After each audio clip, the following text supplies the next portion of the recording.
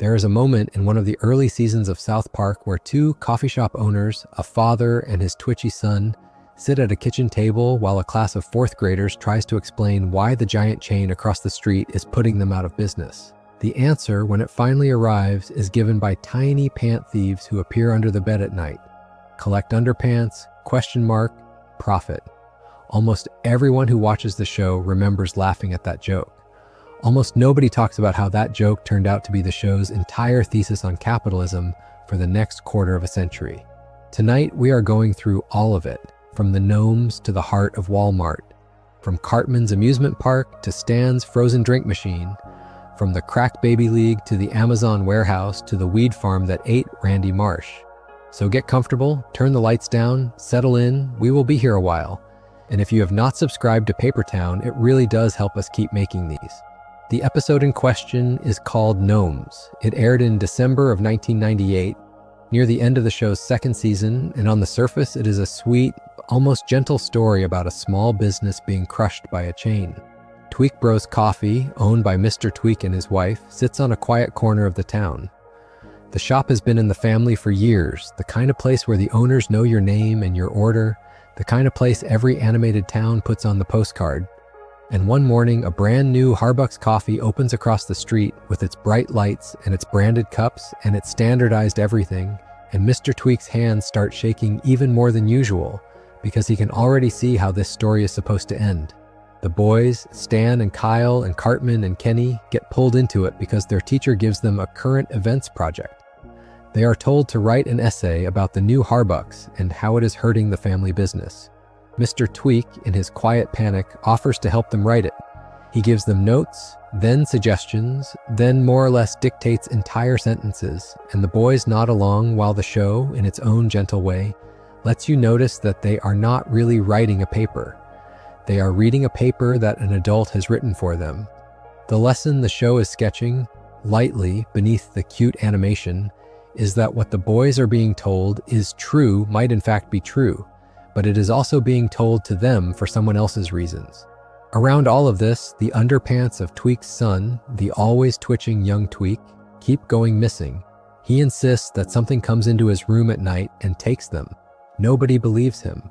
The boys finally stake out his bedroom and discover, in one of the most quietly perfect bits the show ever wrote, a small society of gnomes silently entering and silently exiting, each carrying a pair of underpants like a sacred thing. The boys follow the gnomes to a vast cavern under the town where mountains of underpants are stacked higher than churches, and one of the gnomes, in a hard hat, is willing to explain. The gnome stands at a chalkboard like a tiny chief executive and walks the boys through the business plan. Phase 1, collect underpants. Phase 3, profit. There is, of course, supposed to be a Phase 2. There is always a Phase 2. The boys ask what it is. The gnomes look at the board. The boys look at the board. The board says, simply, a question mark. The gnome explains that he does not actually know what Phase 2 is. None of the gnomes know, but they are certain that if you do Phase 1 diligently enough, Phase 3 will eventually happen because Phase 3 is profit, and profit is what they are here to make. The boys leave bemused. The town keeps spinning. From that scene, the rest of the episode pivots. The boys give their presentation in class.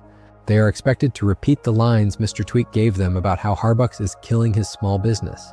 Instead, they pivot gently in the way South Park used to pivot when it wanted to slip a thought past you, and they argue something almost the opposite. They argue that Harbucks succeeded because it is a better business. They argue that the way you arrive at a wide selection of good coffee at a reasonable price is precisely through corporations expanding into new markets and competing with each other, and that a small business is not entitled to survive simply because it is small. The town listens. Mr. Tweek is horrified. The mayor calls a vote. The town votes to keep Harbucks in. And in a final twist that always raises an eyebrow on rewatch, Mr. Tweek ends up keeping his coffee shop alive by selling out to Harbucks, signing on inside the chain, and discovering that his shaking hands have become someone else's problem. There is a fairly straightforward reading of this episode, and it is the reading that gets it filed away under the show's libertarian period. South Park, in this reading, has just told a small story about how chain stores actually deliver better service, how small business sentimentality is a kind of emotional manipulation, and how the kids cut through the nonsense by simply telling the truth. It is the kind of episode that gets clipped and posted with confident captions and used in arguments that the show would, in later years, look at with a certain weariness. But the gnomes are the part of the episode that survives every reading, and they are the part that built the channel of thought for everything that comes after. The gnomes are not a defense of corporate America. The gnomes are a confession. They admit, on behalf of every business at every scale that has ever existed, that nobody actually knows how the middle works. There is the input, there is the output, there is the part in between where the value is supposed to be created, and that part is a question mark on a chalkboard in a cave under the town. And the show, with absolute deadpan certainty, says it out loud. What makes the joke last is that it does not get less true the longer you look at it. The longer you look at the gnomes, the more they start to apply to the very corporations the kids were defending. Harbucks knows how to open new stores. It knows how to roast beans and brew coffee and put a green logo on a paper cup. It does not actually know why people will keep paying premium prices for those cups instead of brewing at home. It assumes that if you do the first thing diligently enough, the second thing, the magic in the middle, will fill itself in. The phase 2 is always the same. It is the thing the marketing meeting refuses to name. It is the rabbit at the end of the hat that needs to be there for the trick to land. And what the gnomes are saying in their quiet underground way is that nobody really knows where the rabbit comes from. This becomes the show's foundational thesis, and almost every later Capitalism episode runs on the same engine. Whenever a character on South Park gets enthusiastic about a new business venture, you start to listen for the question mark. The schemes get bigger. The phase 1 and phase 3 get more elaborate. The phase 2, the bit in the middle where the value is supposed to appear, stays beautifully and stubbornly unfilled. The Margaritaville frozen drink maker, which you will get to in a later chapter, is sold on a phase 2. Cartman's amusement park is run on a phase 2. The Crack Baby Athletic Association is built on a phase 2. Tegridy Farms eventually grows into a phase 2. The strange, dreamy logic of buy now, profit later always lands on the same chalkboard.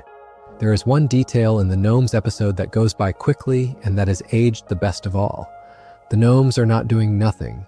They are working. They are working very hard. They are working at night, in secret, against the will of the people whose underpants they take. They run a sprawling logistics operation. They have a chief executive of sorts. They have a board, in the most literal sense, a chalkboard with a plan. The thing that is missing from their plan is not labor. Labor is everywhere. The thing that is missing is the reason. The thing they cannot explain is why the labor adds up to anything. The show, at the end of the 90s, looked at a generation of new businesses that were about to flood the public markets on the strength of a dot in the middle of their name, and it cheerfully placed a question mark on the board and waited. If you take Mr. Tweek out of the episode for a moment and you look only at the gnomes, the episode stops being about Harbucks and starts being about the show's relationship to its own subject. The boys are perfectly happy to defend the system. The gnomes are perfectly happy to embody the system. The system, asked to explain itself, draws a question mark. More than 2 decades later, with chains opening and closing and small businesses going under and rising again, the question mark is still up there. Nobody has filled it in.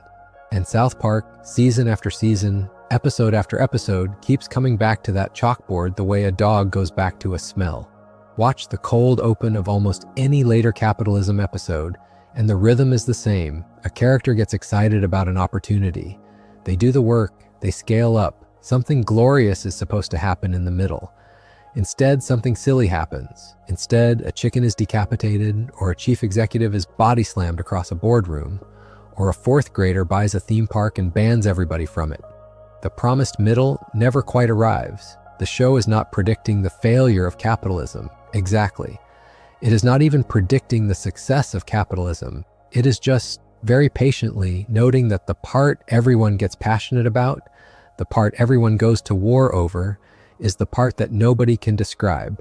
This is also, in a quiet way, why the Gnomes episode reads so differently to different people. The kids in the classroom defend the chain. The gnomes in the cave confess that the chain is a mystery. Both can be true at once. The show has been holding both of those positions in suspension for as long as it has been on the air.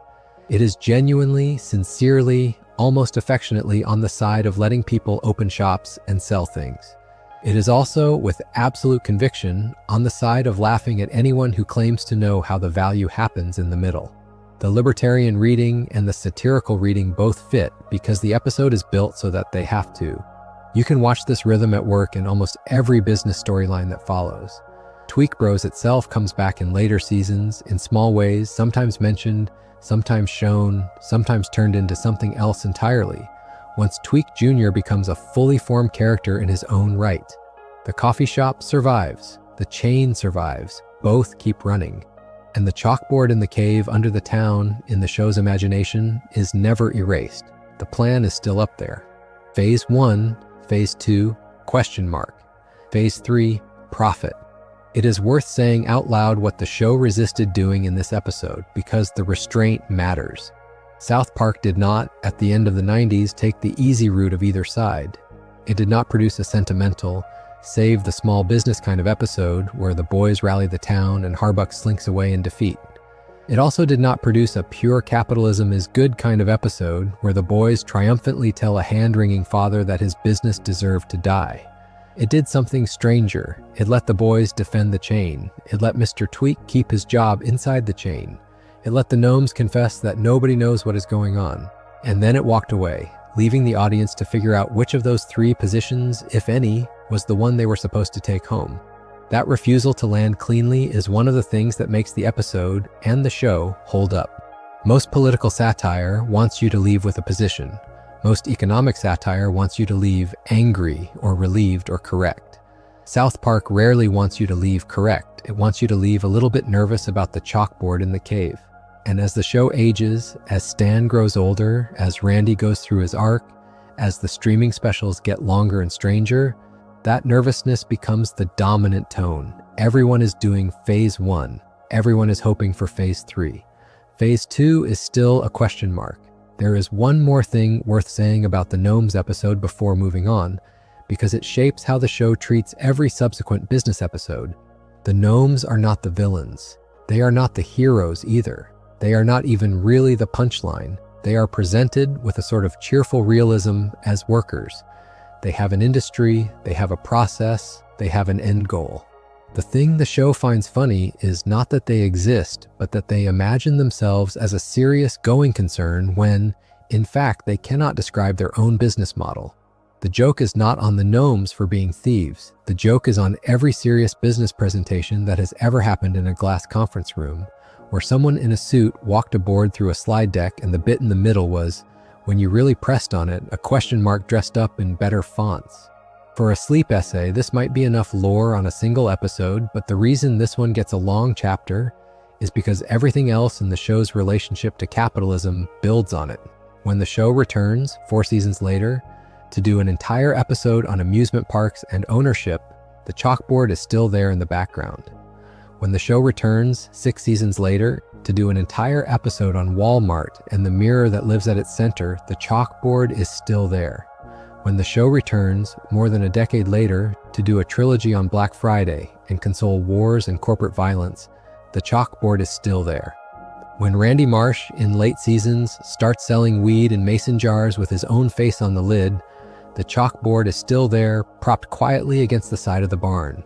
The gnomes are everywhere. The question mark is everywhere. South Park has been writing variations on the same chalkboard for more than 20 years. If you want one image to carry through the rest of this essay, let it be that one. A small cave under the town, a chalkboard, 3 rows. Phase 1 is full. Phase 3 is full. Phase 2 is empty. The gnomes go to work each night and come back each morning with armfuls of nothing in particular. The chain across the street is doing the same thing in a larger building with better signage. The bank down the road is doing the same thing with bigger paperwork. The pharmaceutical company in the city is doing the same thing with white coats and serious faces. And at one point, the show implies, with a calm certainty, that the show itself is doing the same thing. South Park is also collecting underpants. South Park is also waiting for Phase 3. South Park has put a question mark on its own chalkboard. The episodes get made. The seasons keep coming. The money gets paid. The middle is still a question mark. That is the engine. The rest of this is variations. The first big variation comes 6 years later, in the fall of 2004, with an episode whose title alone tells you the show was leaning into a more theatrical register. Something Wall-Mart this way comes. It is the 9th episode of the 8th season, and it is the show's first true horror story about consumer demand. The Gnomes episode put the chalkboard in the cave. This episode brings the cave above ground, gives it fluorescent lighting, and lets it follow you home. The setup is, on paper, the same as the Tweek Bros story. A giant new store opens in South Park. The locals are seduced by the low prices and the deep aisles. The locals stop going to the small businesses they had grown up with. The small businesses begin to close one by one. Jim's Drugs, the local drugstore, sits dark and unvisited while its owner watches from behind the counter. The dry cleaner shutters, the hardware store empties out. The town center, which used to belong to the people who lived in it, becomes a stretch of dim, dust-covered windows under the shadow of an enormous blue box on the edge of the highway. So far, this is a story you have read in newspapers and watched in documentaries and overheard in a million conversations in the early 2000s. South Park did not have to invent the situation. It only had to walk into it and start describing what it saw. What turns the episode from a sketch into a horror story is the way the Marsh family behaves once they get inside the Wall-Mart. They are not going there casually. They are not going there for one thing. They are going there several times a day with empty arms, and they are coming back out with cars full of things they did not know they needed. Randy buys a tackle box, although he does not fish. Sharon buys a set of folding chairs, although the family already has folding chairs. Stan watches his parents and his neighbors move through the aisles in something close to a trance, and the show lets that trance be the thing you notice. The store is not doing anything dramatic. The store is just open. The store is just there. And every time anyone tries to stay away, something inside them tugs them back. The boys decide, as the boys always decide, that the only solution is to destroy the store. They sneak in at night, they start a fire, they run away in triumph. The store burns to the ground in a satisfying blaze, and the town wakes up the next morning ready to celebrate the end of its enchantment, and the store is already rebuilt. It has rebuilt itself overnight. It has rebuilt itself bigger. The blue box on the edge of the highway is back, undamaged, and the parking lot is already filling with cars at sunrise. The show plays this beat completely deadpan. It does not even let the music swell. The store has simply refused to die. This is the moment the episode crosses from realism into allegory, and it is also the moment the show gives itself permission to push the joke as far as it will go. The boys, in proper South Park form, accept that the building cannot be destroyed and decide instead that they need to kill its heart. They are told by a wounded survivor of a previous attack on the store that every Wall-Mart has a heart, and that if you can find the heart and stop it, the chain itself will fall. The boys set off on a journey across the country. They travel through other Wall-Marts. They speak to the regional managers. They meet, eventually, the headquarters of the chain, which is in a strange gray building somewhere on a Great Plain in Middle America. They are led to a hidden chamber. They open the door. And inside the chamber, on a pedestal where the great pulsing heart of Wall-Mart should be, there is only a mirror. The mirror is the punchline of the episode, and it is, in its own way, a more violent thing than the fire that did not work. The show is saying something that nobody on television in the early 2000s was particularly eager to say out loud. The Wall-Mart is not the villain. The Wall-Mart is not a separate creature that has crawled into the town and started eating it. The Wall-Mart is the people of the town in cheap reflective glass, doing exactly what they have always done. The store reflects the customer reflects the store. The boys are looking at their own faces with shopping bags in their hands, and the chain is somewhere behind them, smiling at the mirror with them. This is, in a quiet way, the same gesture that the Gnomes episode made. There, the question mark on the chalkboard refused to explain how a business creates value. Here, the mirror in the heart of the chain refuses to explain why a chain exists. The answer, in both cases, is that the explanation lives in the audience. The Gnomes do not know Phase 2. The customers do not know why they keep coming back. The system runs on something that the system itself cannot see. And South Park, by putting that mirror at the center of the cave, has done a thing it does very rarely, which is to refuse, completely to identify a villain. The boys go home, they explain to the town what they have learned. The town, in a fit of communal guilt, agrees to stop shopping at Wall-Mart and to redirect its loyalty to Jim's Drugs, the small local drugstore that had been left to rot. The townspeople pour into Jim's. They start buying everything. They request more inventory. Jim's begins to expand. Jim's begins to build a second floor. Jim's begins to spread sideways into the empty buildings around it. The boys, in horror, watch as Jim's Drugs becomes a new Wall-Mart in front of their eyes. The episode closes on the dawning realization that the mirror is portable. Whatever you choose to love in this system becomes the next thing that grows large enough to need a heart of its own. There is a sleight of hand in this conclusion that is worth slowing down on. On the surface, it looks like a libertarian punchline. People want big stores, the show seems to be saying, so they get big stores, and anyone who tries to fight that fact is fighting their own reflection. That is one reading. It is the reading that fits neatly next to the Harbucks episode, and that lets the show be filed once again under cheerful pro-market satire. But there is another reading, and it is the one that explains why this episode does not feel triumphant the way a libertarian punchline should feel. The other reading is closer to a parable about addiction. The shoppers in the town are not making free choices in any straightforward sense. They are being pulled. The trance is the point. The store is open, and the doors are open, and the prices are low, and the parking lot is empty, and the bodies start moving toward the doors without anyone really deciding to go. The mirror in this reading is not a confession that customers are responsible. The mirror is a confession that the line between the customer and the store is no longer visible. You cannot point at the store and say, that is the problem. You cannot point at yourself and say, you are the problem. The two have grown together. The blue box on the edge of the highway is your own face. Your own face is the blue box on the edge of the highway. The boys cannot win this fight, not because the store is too strong, but because they would have to walk away from themselves to walk away from the store. What happens to the town at the end is the more uncomfortable beat. Jim's Drugs swells. Jim's Drugs takes over the empty storefronts that the original Wall-Mart had created. Jim's Drugs grows into something the original Jim could not have imagined back when he was the only pharmacist on his block.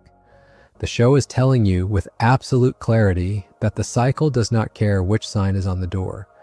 The town can crown a new shop king every season, and the shop king will always become a chain. The chain will always become a problem. The problem will always be solved by destroying the chain. The destruction of the chain will always result in the crowning of a new shop king. The process has no obvious off switch. Even sympathy, even local pride, even a community decision to choose differently becomes another input into the same machine. If you watch the episode against the dates around it, this argument lands even harder. By 2004, the early big box era was already mature. The next 10 years would belong, in a quieter way, to online retail. The mirror that the boys found at the center of the chain was about to migrate from the store onto the screen in their pocket. The store, in the next decade, would not have a parking lot. The store would have an app. The store would be everywhere and nowhere. The reflection would not require you to drive to a building. The reflection would be sitting on the bedside table next to your alarm clock. The show could not know any of that yet, but the image of the mirror at the heart of the chain has aged in a way that is almost unfair. The mirror is now the home page. The mirror is now the personalized feed. The chain has gone digital. The reflection has stayed the same. The episode also has a smaller, easier to miss beat that connects back to the Gnomes Thesis in a satisfying way. While Stan and his friends are off chasing the heart of Wall-Mart, the regional managers, the corporate suits, the security guards, the truckers who deliver to the store all behave like people who are themselves under a kind of spell. They are not portrayed as cynical masterminds. They are portrayed as low to mid-level functionaries inside an enormous structure that they do not understand. They report to head office. Head office reports to the chamber with the mirror. The chamber with the mirror reports to itself. There is no Bill Gates equivalent on the throne, no villain in a leather chair, no executive holding the controls. The structure is autonomous in a way that nobody inside it really wants to think about. It is, again, a question mark on a chalkboard, written this time in bigger handwriting, lit by fluorescent lights, plastered across the front of a building you will probably visit this week. There is also, importantly, no scene in which the show says any of this out loud. Nobody monologues. Nobody walks up to camera and explains that consumer demand is the engine. The episode does not even bother giving you a clean moral. The boys learn what they learn, then they watch Jim's drugs become the next Wall-Mart, then the episode ends. The closing image is essentially a shrug. The show has handed you a mirror and waited for you to recognize the face in it. Whether you take that as a comedy or as a tragedy is, as ever, up to you. Some viewers leave the episode laughing, some viewers leave the episode quiet. Most viewers do not leave the episode at all, in the sense that the image of the mirror lodges somewhere in the back of the head and starts to glint every time you stand in a checkout line for the rest of your life. What this episode adds to the Gnomes chalkboard, then, is a second piece of furniture. There is now a chalkboard in the cave, and there's also a mirror in the chamber. Both of them refuse to tell you what they really are. The chalkboard refuses to explain Phase 2. The mirror refuses to identify the villain. Together they form the basic stage on which every subsequent South Park Capitalism episode performs. You will see them in different costumes in every story to come. You will see the chalkboard in Cartman land, on the wall of the office where Cartman pretends to run an amusement park he cannot afford. You will see the mirror in Margaritaville, glittering on the surface of a frozen drink machine that has driven a small American town into financial collapse. You will see them both in Black Friday, propped up beside a shopping mall, while a small group of fourth graders stand outside and decide which corporation is worth dying for. The show keeps moving the furniture, but the cave never really changes. By the time the credits roll on something Wall-Mart this way comes, the show has formally committed to a worldview that it will spend the next 2 decades refining. Consumer behavior is the engine. The structure is autonomous. The villain, if there is one, is not a person. The store keeps rebuilding itself overnight. The mirror in the heart of the chain refuses to look away. And the chalkboard in the cave under the town, still bearing its 3 lines of chalk, still with a question mark in the middle row, has just acquired a quiet little neighbor, a piece of polished glass on a small pedestal, in a room that has just enough light in it to let you see yourself coming and going. From the chalkboard and the mirror, the show takes its next big step on the question of capital itself. Not chains, not customers, not stores, just money, and what a person looks like when they suddenly have a lot of it. The episode is Cartman Land. It is the 6th episode of the 5th season. It aired in the summer of 2001, and it is the show's first serious attempt to ask what owning the means of production actually does to a person.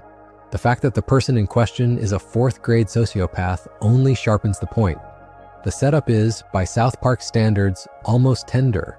Cartman's grandmother dies. At the funeral, the family lawyer announces that she has left her entire estate to Eric with the condition that he is the only one allowed to touch it. The estate works out to $1 million.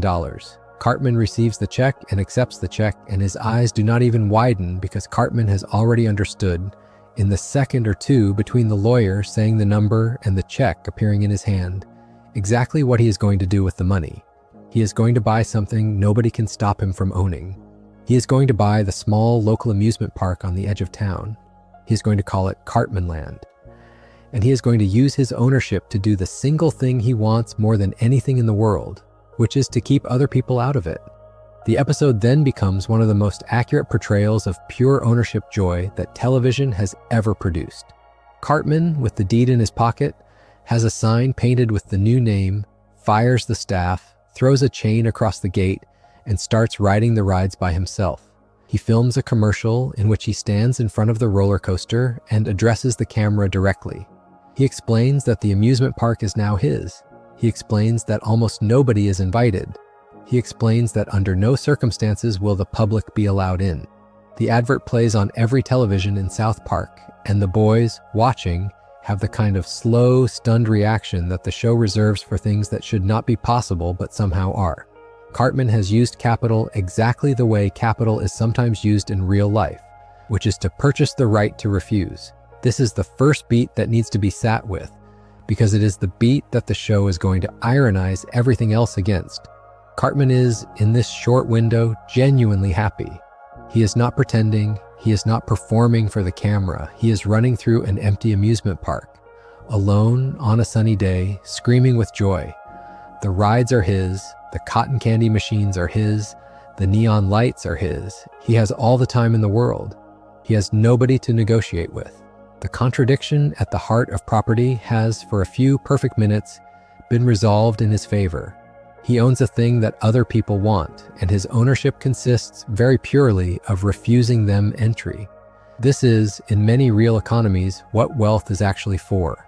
The show is not condescending about it. The show is letting Cartman have his pleasure honestly because the punishment for that pleasure is already on its way. The punishment arrives in classic South Park fashion, not as a moral consequence, but as a series of bills. The first bill is for electricity. The park needs power. The rides need to run. The lights need to stay on. Cartman pays the bill, grumbles, and goes back to his roller coaster. The second bill is for sanitation. The park is a mess. There are leaves blowing around. There are bird droppings on the seats. Cartman cannot personally clean an entire amusement park alone. He grumbles, pays the bill, and hires a sanitation worker. The third cost is security. He needs someone at the gate to keep people out, because keeping people out is the whole point of having bought the park. He hires a security guard. The security guard requires a salary. The salary requires income. Income requires customers. And Cartman, slowly in tiny ratcheting steps, starts letting people in. He starts with one person. He charges them an enormous amount of money. He calls it the special invitation rate. The next day, he lets in 2 more, then a family, then a school group. Within a few minutes of montage, Cartman Land is operating as a normal, fully public amusement park, with normal queues, normal prices, and normal crowds. Cartman is still the owner. Cartman is still technically in charge. But the experience he bought the park to have, the experience of running through an empty park alone, has dissolved entirely. The thing capital was supposed to buy him has become the very thing capital cannot buy him, because the only way to maintain the property is to invite the public back in. The show is making, in this stretch, a very clean argument about the social nature of property. You can own a building, the episode says, but you cannot really own the silence inside it. You can put up a fence, but the fence requires money, and the money requires people. And the people fill the building until the fence no longer has anything to keep out. Cartman wanted the park because it was a way of being alone with his pleasure. The act of owning the park made it impossible to be alone with his pleasure. Capital, the show implies, does not give you the world. Capital gives you the responsibility of the world. The dream is to escape obligation. The reality is to be drowned in obligation. The richer Cartman gets, the less control he has over what his own park looks like. By the end of the second act, the park is busy from open to close, and Cartman is sitting in his office complaining about insurance claims and tax forms and lawsuits from people who were hurt on his rides. He is the king of nothing he actually enjoys. Running underneath this is the second half of the episode, which is one of the show's most quietly serious pieces of writing. Kyle, while watching Cartman become rich and happy, develops a hemorrhoid that nearly kills him. The doctors at the hospital are not optimistic. Kyle's parents stand at his bedside. Kyle, in pain and confused and watching Cartman appear on television to gloat about his amusement park, starts to question whether God exists at all. The show is openly retelling the book of Job here, and it knows it. Kyle reads the book of Job from a copy at the foot of his bed and finds no real comfort in it. The bad man is happy, the good man is sick. The universe seems to be misaligned in the way that the universe sometimes simply is. Kyle, for the first time on the show, is shaken in his faith. These two storylines run in parallel for the duration of the episode, and the way they finally meet is the whole point. Cartman, after weeks of dealing with rising costs and disappointed customers, finds the park is no longer profitable. He decides to sell it back to the previous owners, who buy it back at a sharply reduced price. Cartman has made a small profit. He is congratulating himself on the deal. He thinks he is about to walk away rich again. And then the federal government, in the form of 2 men in suits, knocks on his door. The tax bill on his original inheritance has come due. The amount they take is approximately the amount he had left. The amount they take after that is also the amount he had left. By the time they finish, Cartman has nothing. He is back where he started. He has the same allowance, the same room in his mother's house, the same hat and the same coat, and a memory of having owned an amusement park that nobody can take away from him, but that nobody, including him, can ever step into again. The moment Kyle sees this happen, his hemorrhoid heals. The show frames it without ambiguity. Cartman gets punished. Kyle gets restored. The universe rebalances itself, not because God has decided to intervene, but because the system has finally completed its cycle. The amusement park has gone back to its owners. The money has gone back to the government. Cartman has gone back to his bedroom. Kyle has gone back to school. Everything is in its original position, slightly more bruised but otherwise unchanged. The Book of Job in the episode's reading is not a story about a good God testing a good man. The Book of Job is a story about how all wealth, no matter how dramatic its arrival, eventually returns to the slow grinding machine that absorbs everything that anyone briefly owns. There is a quiet political reading of Cartman Land that does not get talked about as often as the libertarian reading of Gnomes or the consumer reading of Wall-Mart, and it is worth saying out loud because the show actually does mean it. The episode is, beneath its slapstick, the show's most honest depiction of the impossibility of pure private property. You cannot buy a thing and use it the way you want to use it indefinitely because the thing requires inputs. The inputs require labor. The labor requires income. The income requires customers. And the customers eventually take the thing back. The original promise of capital is the promise of being able to do whatever you want with what you bought.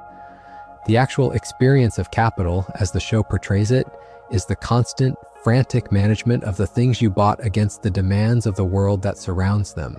The dream of being left alone with your toy turns out to be a dream of being chained to your toy in front of an audience that will not stop showing up. Cartman is, in this episode, the show's purest test case for that dream. He is uniquely unsuited to share. He is uniquely uninterested in service. He is uniquely committed to his own pleasure. And even he, with all of his selfishness, cannot maintain a private amusement park for more than a few days before economics drags the public back into it. If Cartman cannot keep the gate closed, the show is implying nobody can. If Cartman cannot afford to refuse customers, nobody can. The dream of an empty amusement park is just that, a dream accessible only to a billionaire and then only briefly. For everybody else, the gate has to stay open, and the queue has to keep moving, and the lights have to stay on, and the cleaner has to keep showing up at 6 a.m, and the bills have to keep getting paid. And the only person allowed to run through an empty park alone is, finally, nobody at all. The detail that ties this back to the larger essay is the moment Cartman gives the park away. He does not give it away because he has been morally improved. He does not give it away because he has had a change of heart. He gives it away because the maths no longer works. Capital, in his hands, has produced precisely the same result that capital usually produces, which is the gradual conversion of pleasure into obligation. The chalkboard in the cave under the town has done its work again. Phase 1 was the inheritance. Phase 3 was the dream of solitary joy in a park full of working rides. Phase 2, as ever, was a question mark. And the question mark turned out to be a sanitation contract and an electricity bill and a tax statement and a sense, settling over Cartman like dust, that he has done something that he no longer understands. The episode ends with Kyle smiling. It ends with Cartman moping. It ends with the amusement park, busy and lit and full of paying customers, looking essentially the same as it did the day Cartman walked in with his check, with the same staff and the same rides and the same families spilling out of the gates, as if nothing had happened at all, which is, of course, the right ending. Nothing has happened. Capital has briefly moved through Cartman, briefly altered the surface of the town, briefly taken a picture of itself in the roller coaster's reflection, and now it has moved on. The chalkboard is still there, the mirror is still there, and somewhere in a bedroom in South Park, a small boy with a hat and a coat is sitting on the edge of his bed, lightly remembering the few minutes he was alone in a park full of rides before the world found a way in. The next stop on this drift through the show's relationship to capital is also probably the most decorated episode the show has ever produced on the subject. Margaritaville. It is the third episode of the 13th season. It aired in the spring of 2009, just as the global financial crisis was settling into the public mood, and it remains one of the few episodes of South Park that critics still describe in religious language. It won the show one of its Emmys. It is also, beneath the slapstick, one of the most carefully written pieces of economic satire on American television, because it correctly identifies that an economic crisis is, in practice, almost always experienced as a religious crisis. The episode opens in a way that should not be funny but is. Stan goes to deposit a $100 check from his grandmother into his bank account. The teller takes the check. The teller looks at the screen. The teller pauses. The teller, in a tone of practiced bureaucratic sympathy, informs Stan that the bank has just invested his entire deposit into a portfolio of complex instruments that have, in the same fraction of a second, gone to zero. The deposit is gone. The grandmother's gift is gone. The teller is sorry. The teller is required by policy to be sorry. Stan stands at the counter, blinking, holding the receipt that confirms that he has just lost everything he had a few seconds ago. The bank is not embarrassed. The bank has done this several times already this morning. There is a small queue behind him of other customers waiting to do the same thing. That opening minute does more than set up the episode. It compresses the entire 2008 crisis into a single counter, a single teller, a single boy. The act of transferring money into the system, the show implies, has become indistinguishable from the act of losing it. Stan has not made a bad bet. Stan has not been gambling. Stan has simply tried to do what every adult told him to do, which was to put his money somewhere safe. And the safe place has, with absolute calm, evaporated it. That is the joke. That is also, very precisely, what large parts of the world experienced in the years around that broadcast. The show, watching this happen in real time, made the right call. The bank itself is the disaster. The disaster is happening in the most normal possible setting. The town's response to the crisis is where the episode reveals its actual subject. South Park, watching the news, watching the unemployment numbers, watching their savings disappear into thin air, decides that the cause of the trouble is, of all things, moral failure. Randy, with absolute conviction, identifies the cause of the recession. People have been excessive. People have been frivolous. People have been spending too freely on luxuries they do not need, and the economy, in its wisdom, is punishing them for it. From there, the town slides almost effortlessly into religious revival. They begin to wear robes. They begin to walk down the center of the road in single file, chanting. They give up television. They give up meat. They give up color. They pledge to renounce the things that have brought this judgment upon them. And in the center of their renunciation, they assemble in the church and pray to the economy, which is the only God they really believed in to begin with.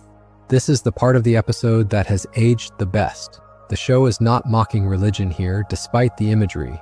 The show is mocking the human reflex to treat any economic collapse as a moral judgment. Recessions, the episode argues, are not punishments. Recessions are systemic, mechanical events. They are caused by structures that nobody fully understands and that operate beyond the reach of any individual choice. But human beings, faced with the inexplicable, default to penance.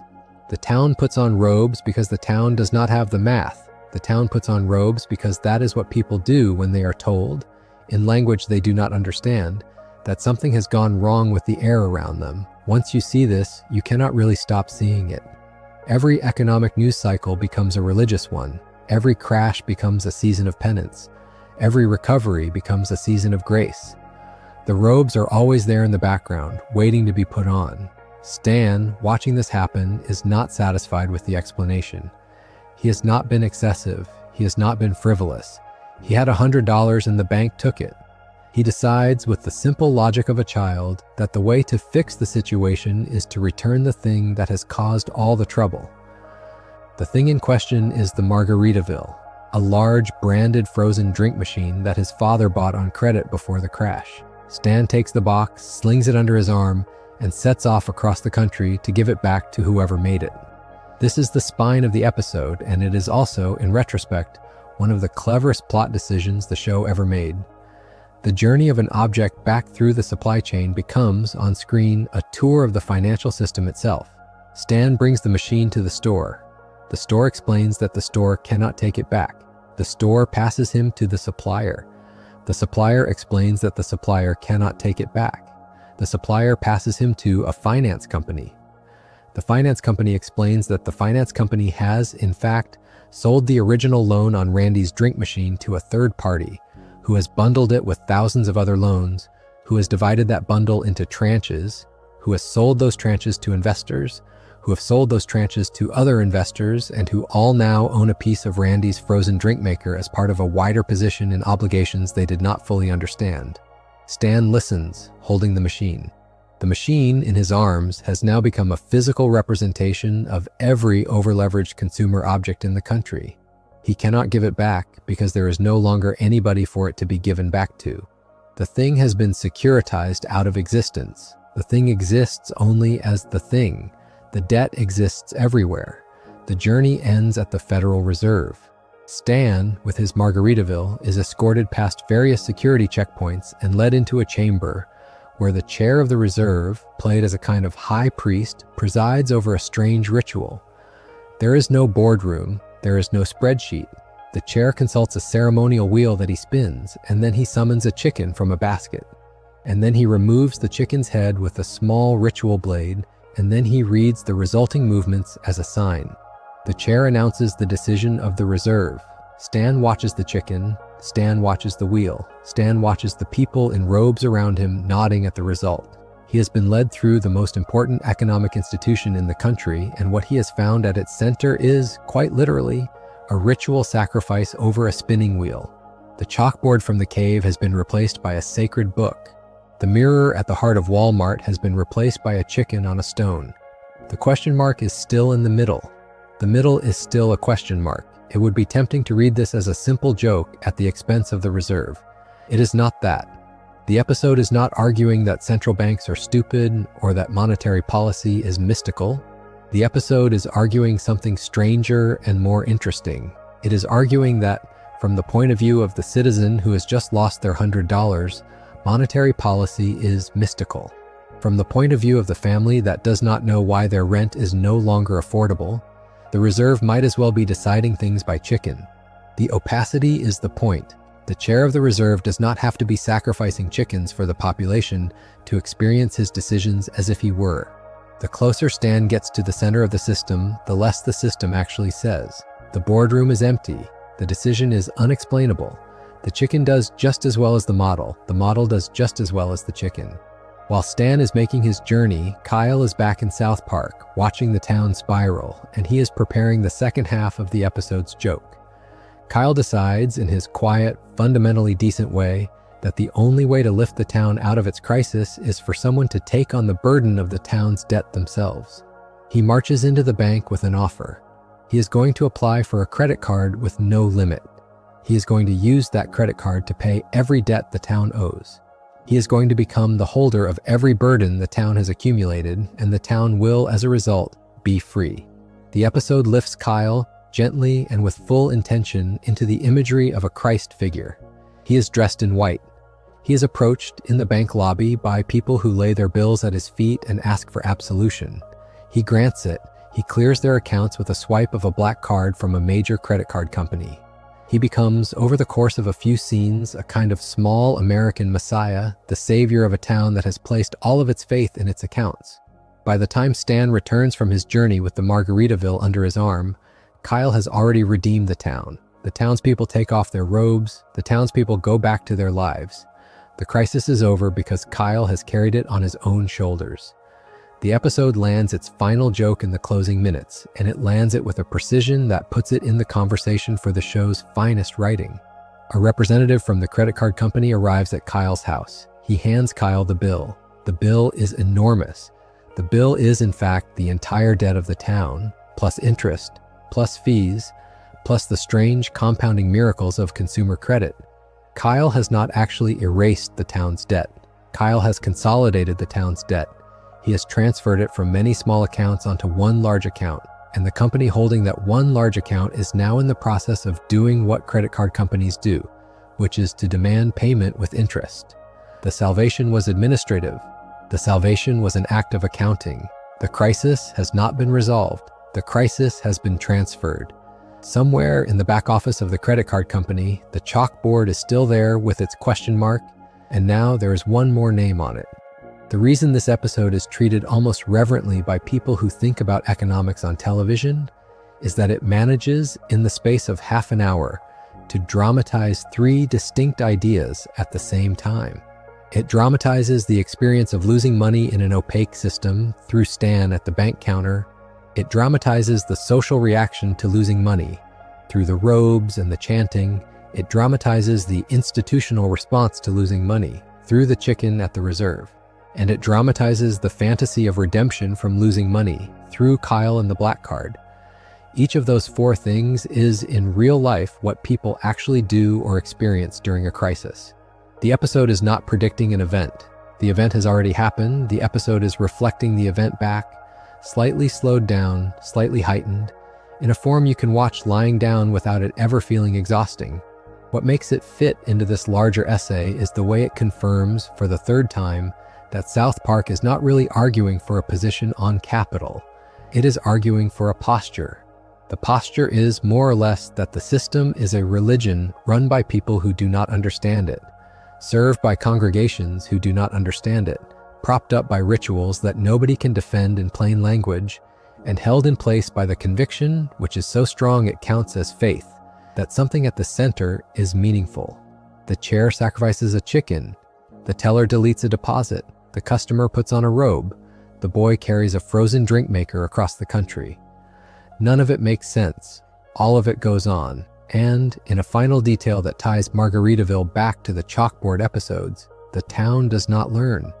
There is no moment at the end where the townspeople realize that they were never to blame, that the system itself was the problem, that the robes were silly, and that the chicken was a sham. The townspeople take off the robes when the bill is paid, and they go back inside.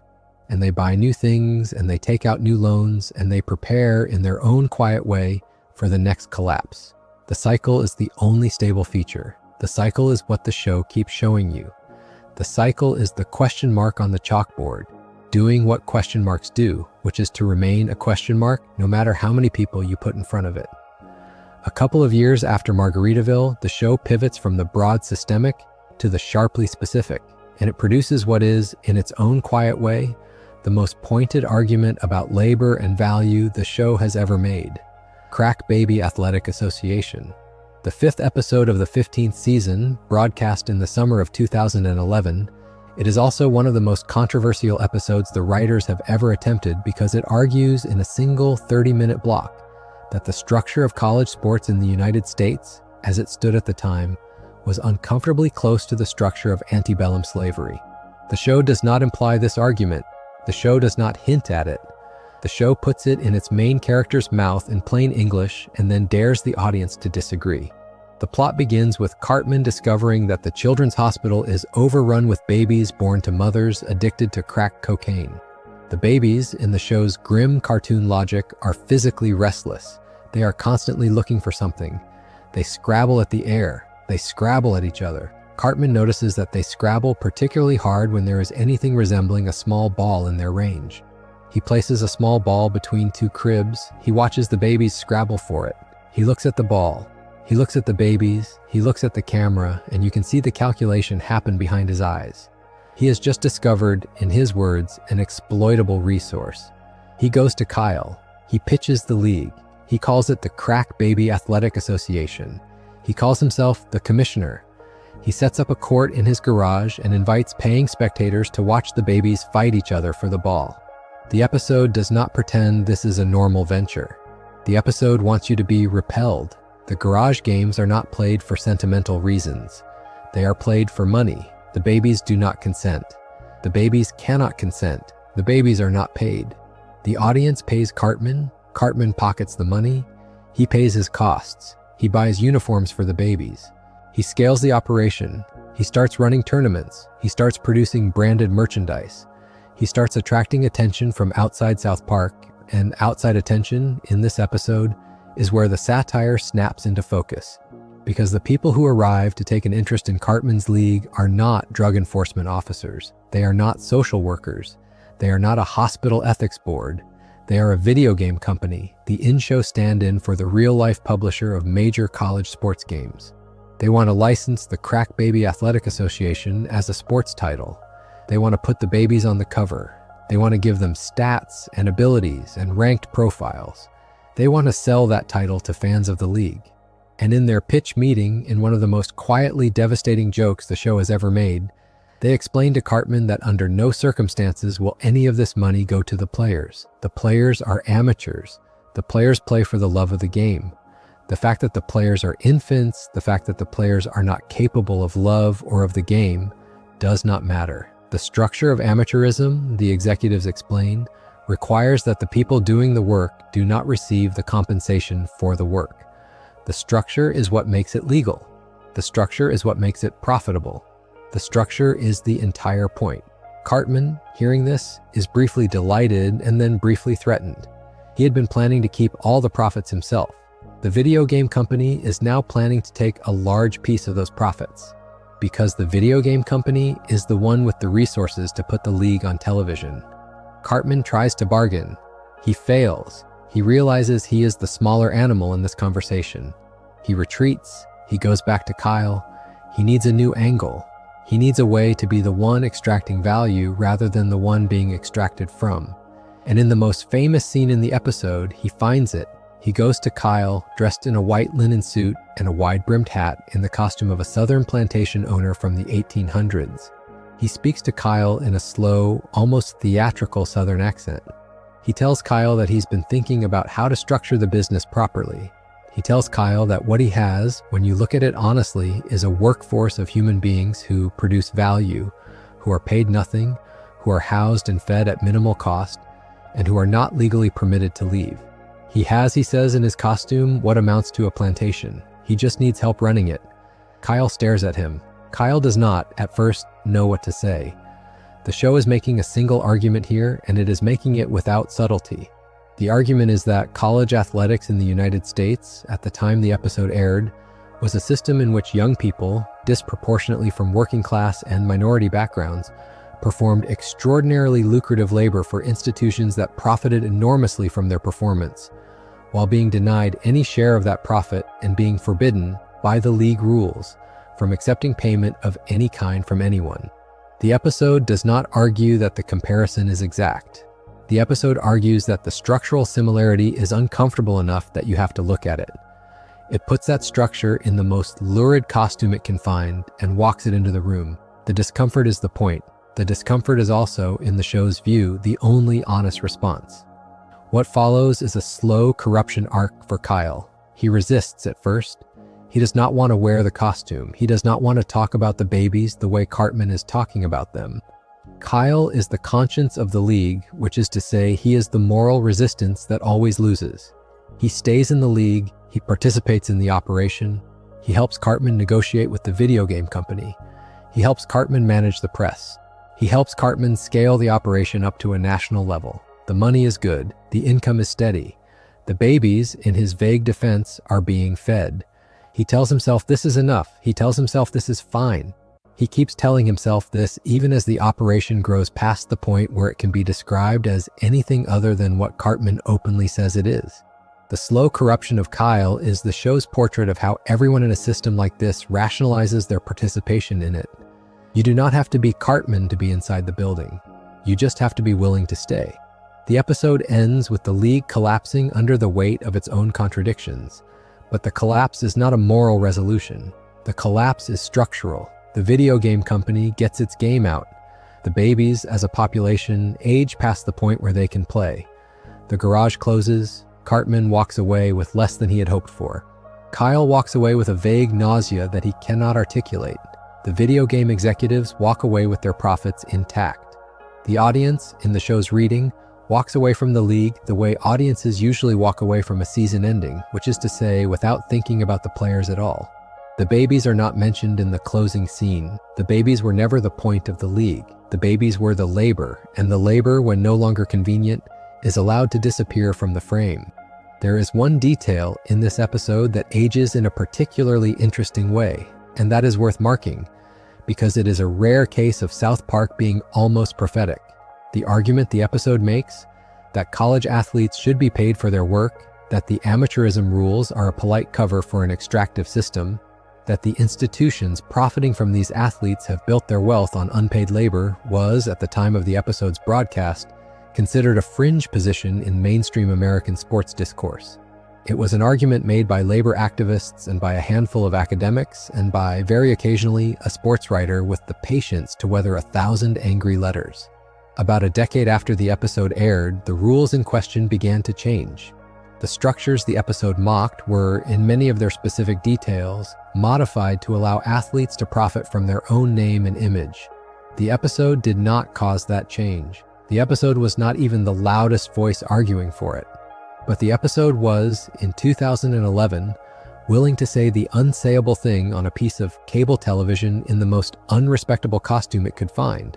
And by the early 2020s, by most accounts, the unsayable thing was a regulatory adjustment that the institutions largely accepted without much public resistance.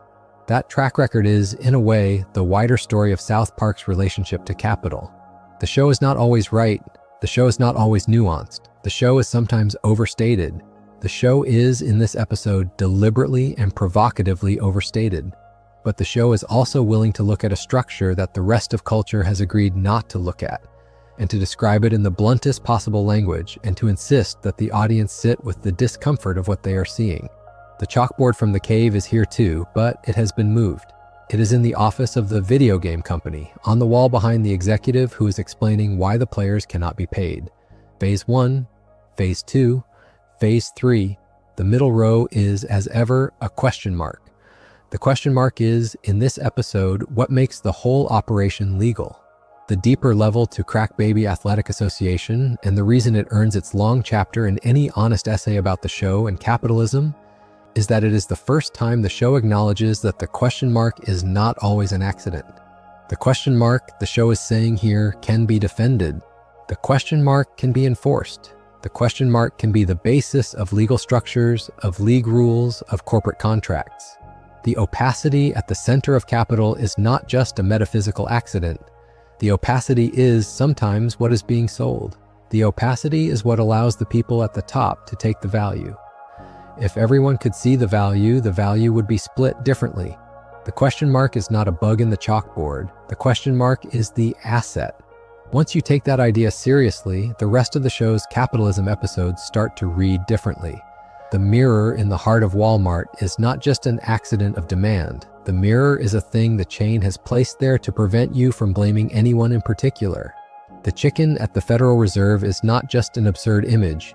The chicken is a stand-in for every institution that has discovered over time that the appearance of ritual is a substitute for the explanation. The dream of Cartman Land is not just a personal flaw. The dream of Cartman Land is the thing capital sells you, and it cannot sell you that dream without obscuring, at every step, how much of the work has to be done by other people to keep it alive. The show, in Crack Baby Athletic Association, has finally said the part it had been implying for over a decade. The question mark is the product. The opacity is the asset. The chalkboard is, in the end, a very profitable piece of furniture. It is worth noting that the episode achieves this argument without ever once letting Cartman become sympathetic. He is not, in this story, a victim of structure. He is the most enthusiastic possible exploiter of structure. He volunteers for the costume, he puts on the hat. He smiles in the wide-brimmed shadow. He does not get a redemption arc. He gets a wider hat in the next scene.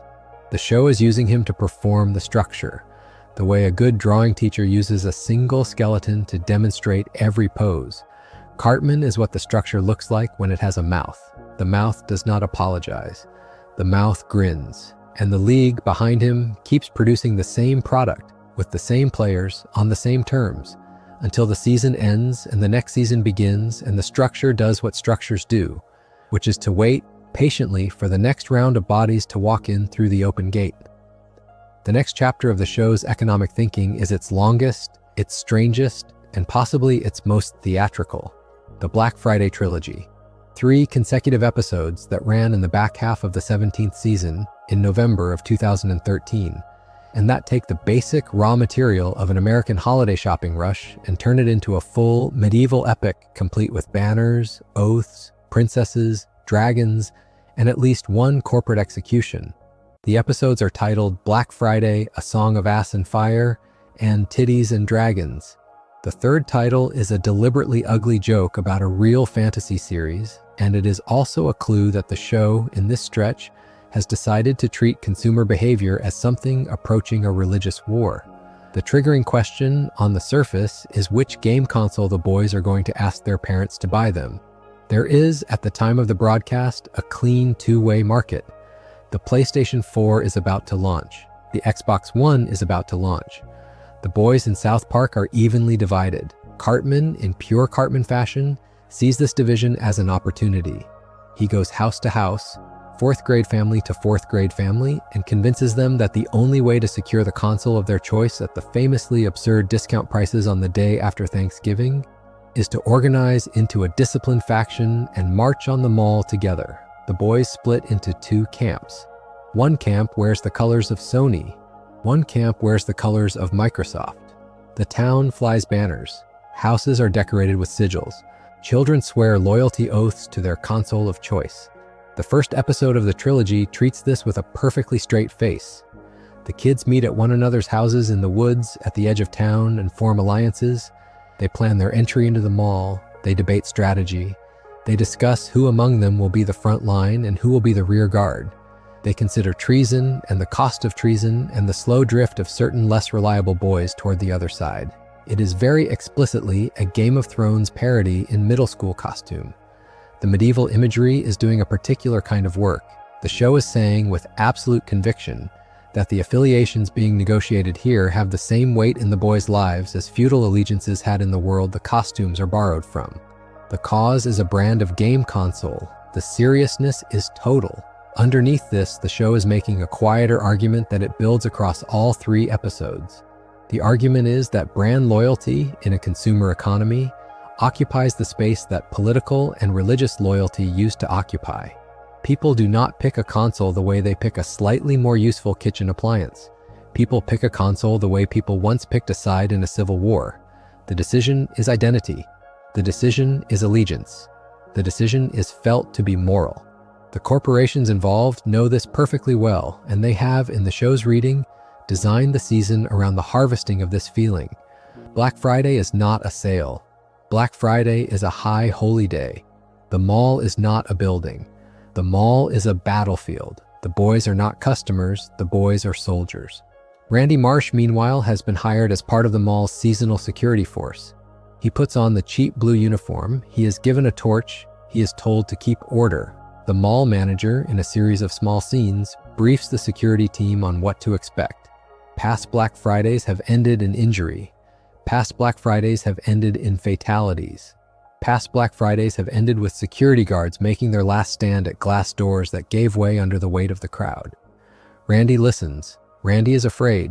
Randy goes home. Randy returns the next morning. Randy is, in the show's hands, the perfect mid-level functionary of late-stage capitalism. He has no stake in either console. He has no faction. He is paid by the hour to stand in front of a door behind which there is a discounted television. He is, in the show's calculation, the truest casualty of the thing the kids are taking so seriously, because he is the one who will be standing on the wrong side of the door when the crowd hits it.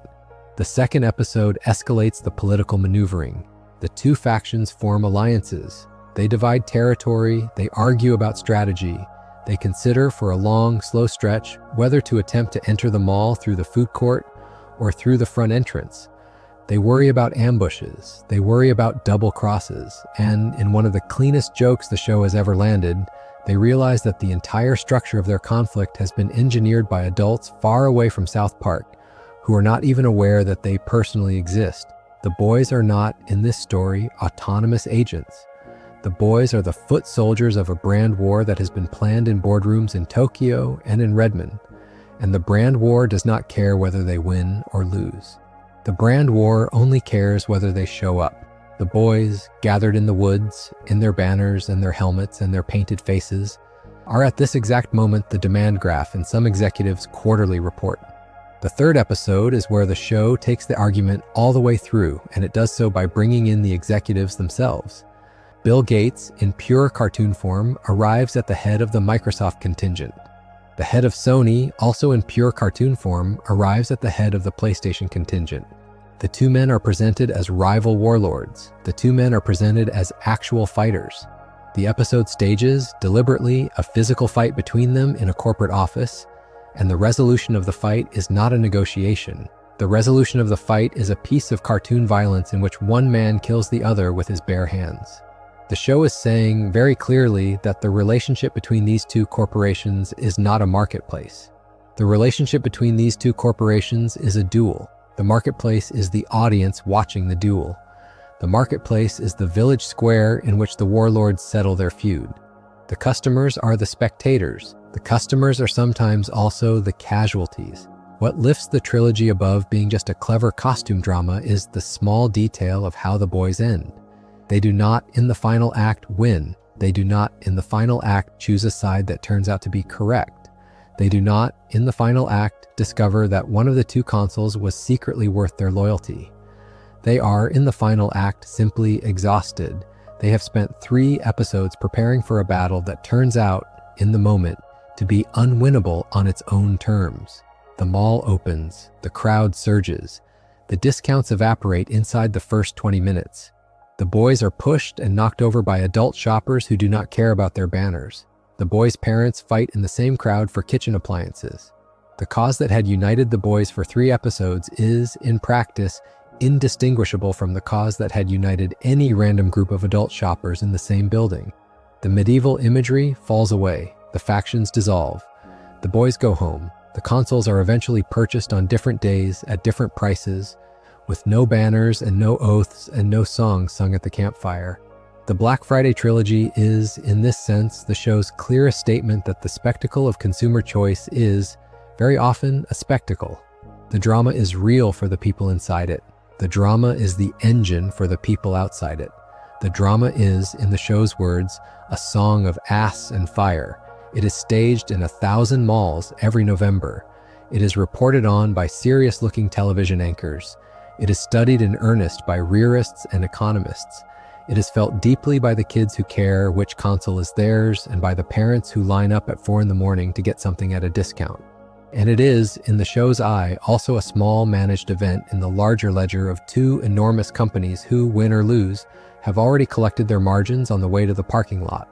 There is again a quieter beat tucked into the back of the 3rd episode that connects this trilogy to the long argument the show has been making. The boys, after everything, do not get particularly angry with the executives. They do not picket the mall. They do not refuse to buy a console. The boys, very simply, buy consoles. They buy them later, individually, at home, alone, on different days, from different stores, without ceremony. The brand loyalty, once the drama is over, evaporates back into the background. The consoles become consoles. The houses become houses. The banners are put away. The cycle is allowed to reset. By the next Black Friday, there will be a new pair of competing products, and a new round of factions will form. And the boys will once again find themselves in the woods at the edge of town, holding torches, watching their breath in the cold, planning a campaign that is being directed from offices they will never see. It is worth noting how cleanly this trilogy aligns with the larger argument the show has been making since the Gnomes.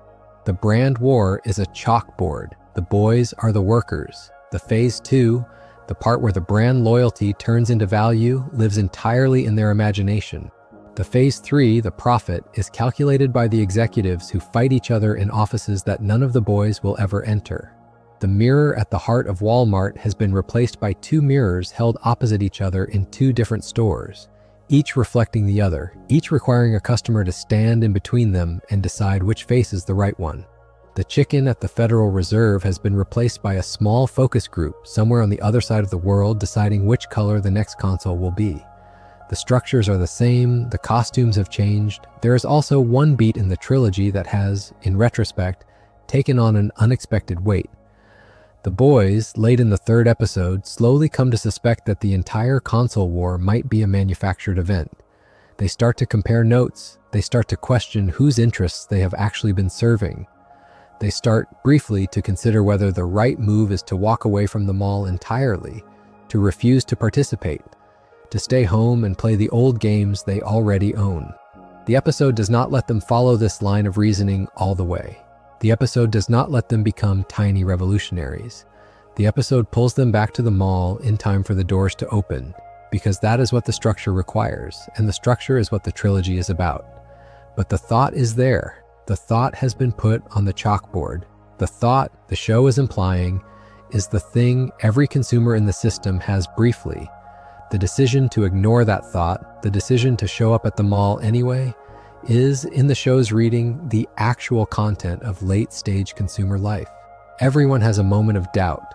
Almost nobody acts on it. The doors open, the crowd surges. The boys are back in their banners by morning. What this trilogy adds to the long argument is the idea that, by the middle of the show's run, the chalkboard has become a stage.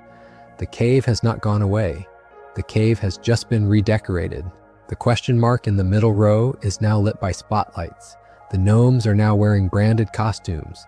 The audience is now sitting in folding chairs in the cave, watching the gnomes perform their phase 2 as if it were a piece of theater.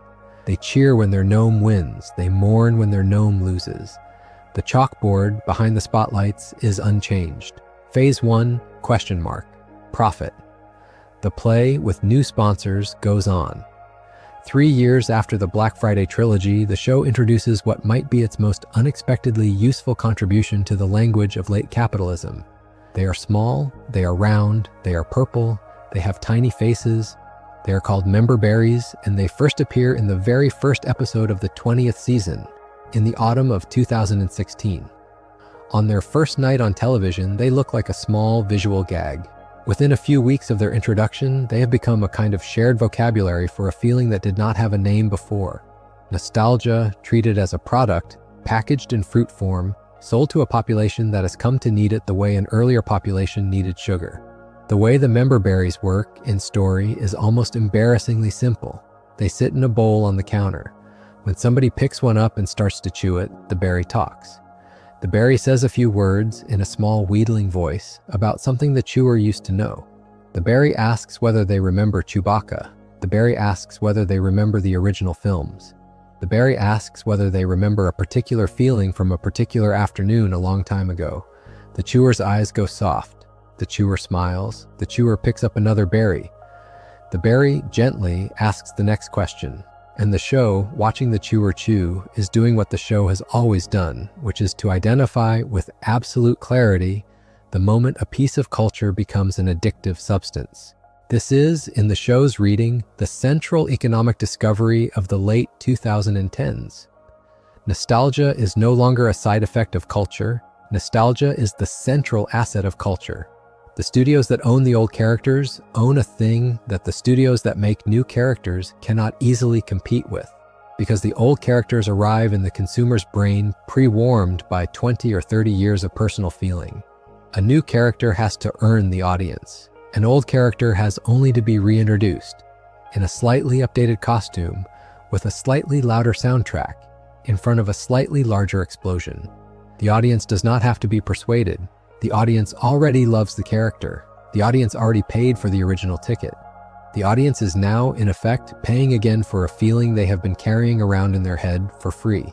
What the member berries dramatize with their small whispering voices is that this is a transaction.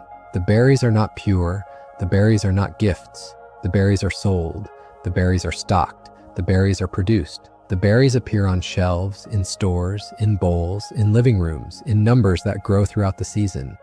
By the middle of the 20th season, half the adults in South Park are walking around with permanent half smiles, eating berries between meetings, reaching for the bowl on the counter the way people in earlier shows reached for a cigarette. The town is sedated. The town is happy. The town is also, the show suggests, no longer particularly able to pay attention to anything new. The berries have not removed the capacity for feeling. The berries have rerouted the capacity for feeling, away from the present toward an idealized past. The show is, of course, deliberately broadening the satire by tying the berries to the political arc of the same season. Mr. Garrison, in this stretch of the show, is in the middle of a long parody of a real presidential campaign. The campaign is built almost entirely on appeals to a half-remembered better past. The slogans promise restoration. The voters respond. The member berries, in the background, are whispering to anyone who will listen that things used to be a particular way and that they could be that way again. The show does not draw a straight line from one to the other, but it does not have to. The berries and the campaign occupy the same emotional register. The same circuitry is being used. The same buttons are being pressed. The same product is being sold under two different labels. Whether you are eating a berry or watching a rally, the show implies the experience inside your head is essentially identical. There is a particularly sharp turn the berries take, partway through their run, that has aged in a way that almost makes the joke uncomfortable to relay. The berries at first restrict themselves to mostly cheerful pop culture references.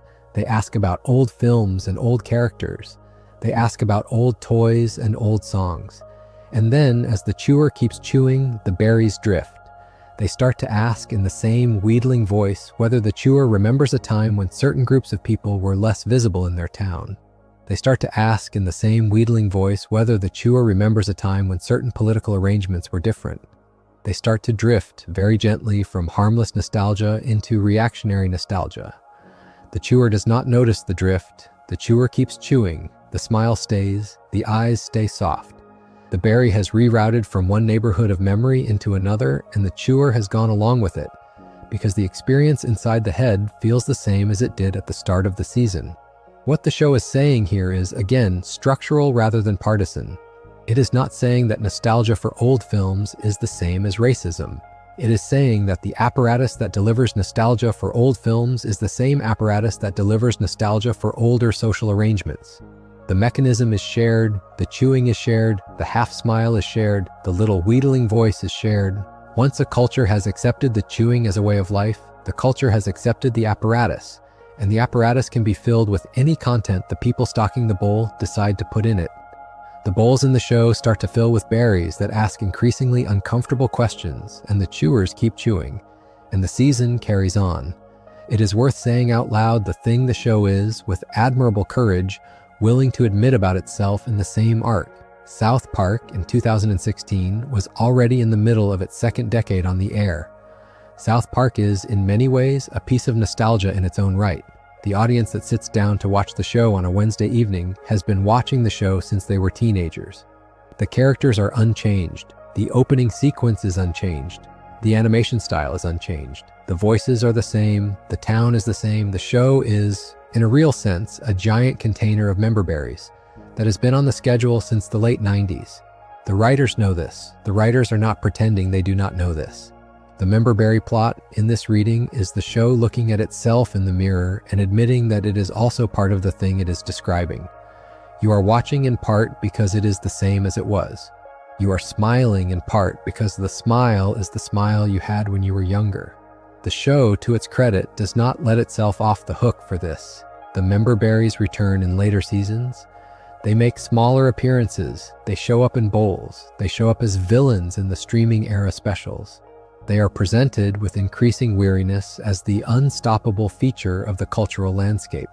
The berries are not a fad. The berries are the new air. The berries are not going away. And the show, sitting inside them, going about its business, continues to broadcast the same opening sequence to the same audience in the same town, and continues to make new episodes which, when you sit with them honestly, contain at least as many callbacks as they do new ideas.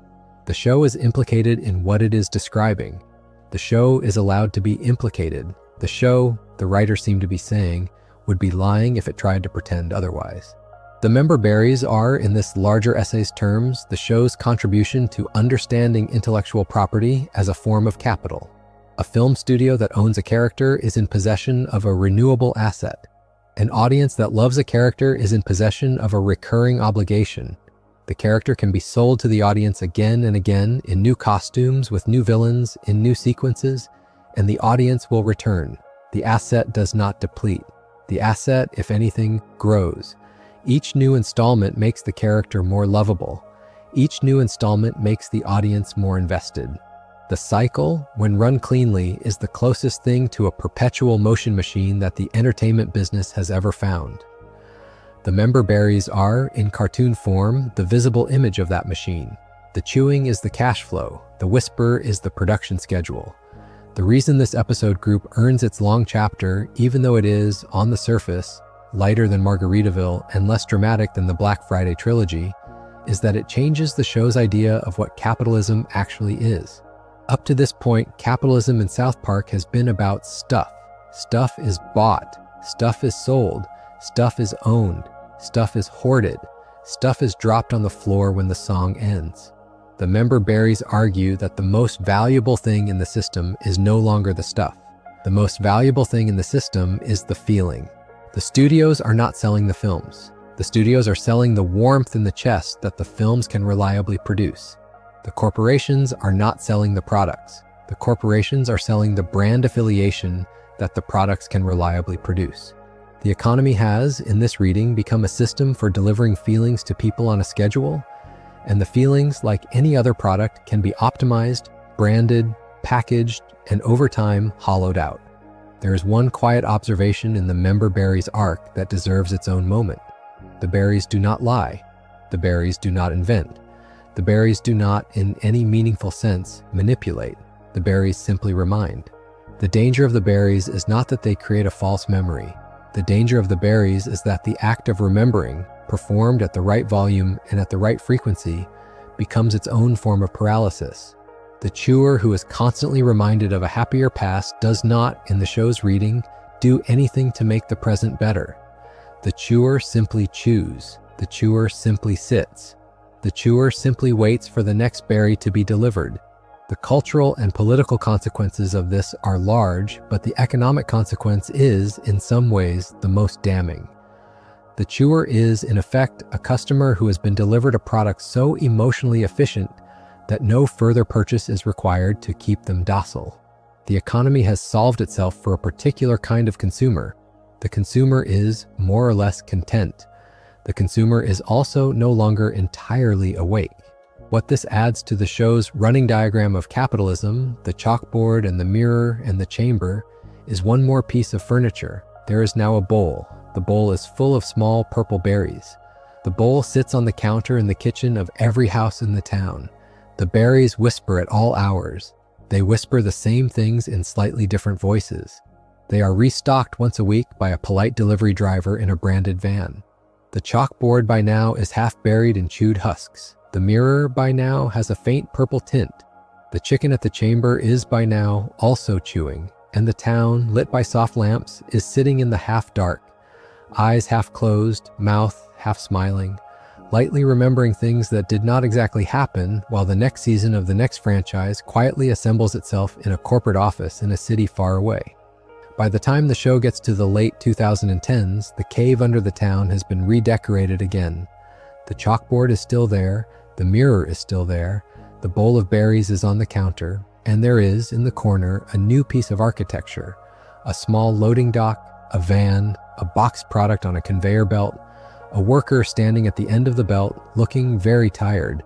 The episode is called Unfulfilled. It is the 8th episode of the 22nd season, broadcast in late November of 2018, and it is the show's first real attempt to look at what happened to the economy when the chain stopped having a building you walked into and started having a warehouse you never saw. The episode opens, very pointedly, with a workplace injury.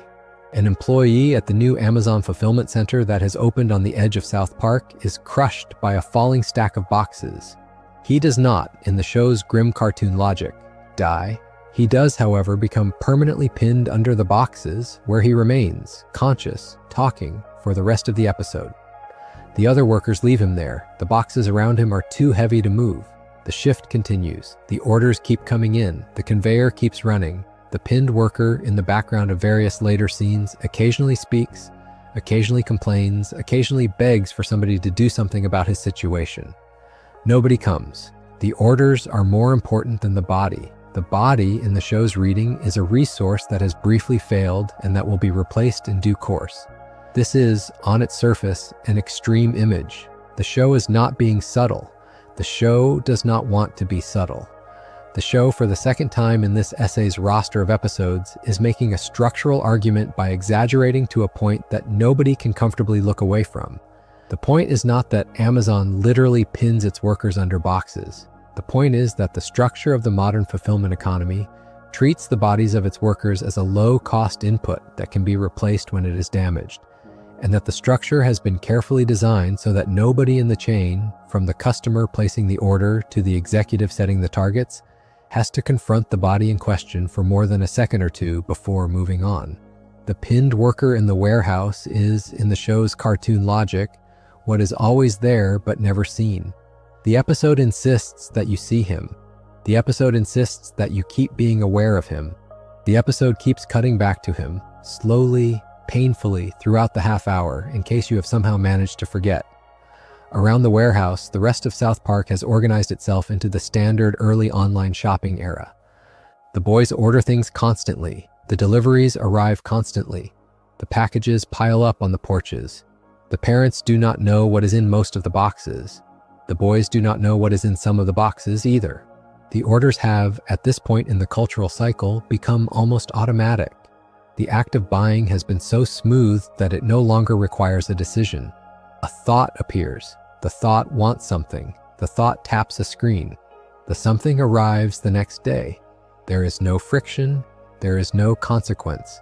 There is no visible chain between the desire and the box because the chain has been hidden very deliberately in a building on the edge of town that nobody is invited to enter. The show in this stretch makes a careful and surprisingly grown-up argument about what happens to a town that becomes economically dependent on the warehouse it cannot see. South Park, in the episode, has effectively converted to an Amazon economy. The local shops are gone, the mall is in decline, the high street is half empty. The main employer in the town is the fulfillment center. The main entertainment in the town is the unboxing of arriving packages. The main social ritual in the town is the comparison of one's recent purchases. The town has not chosen this. The town has been gently encouraged into it. The town would, if asked, probably defend the new arrangement. The new arrangement is, in many surface ways, better.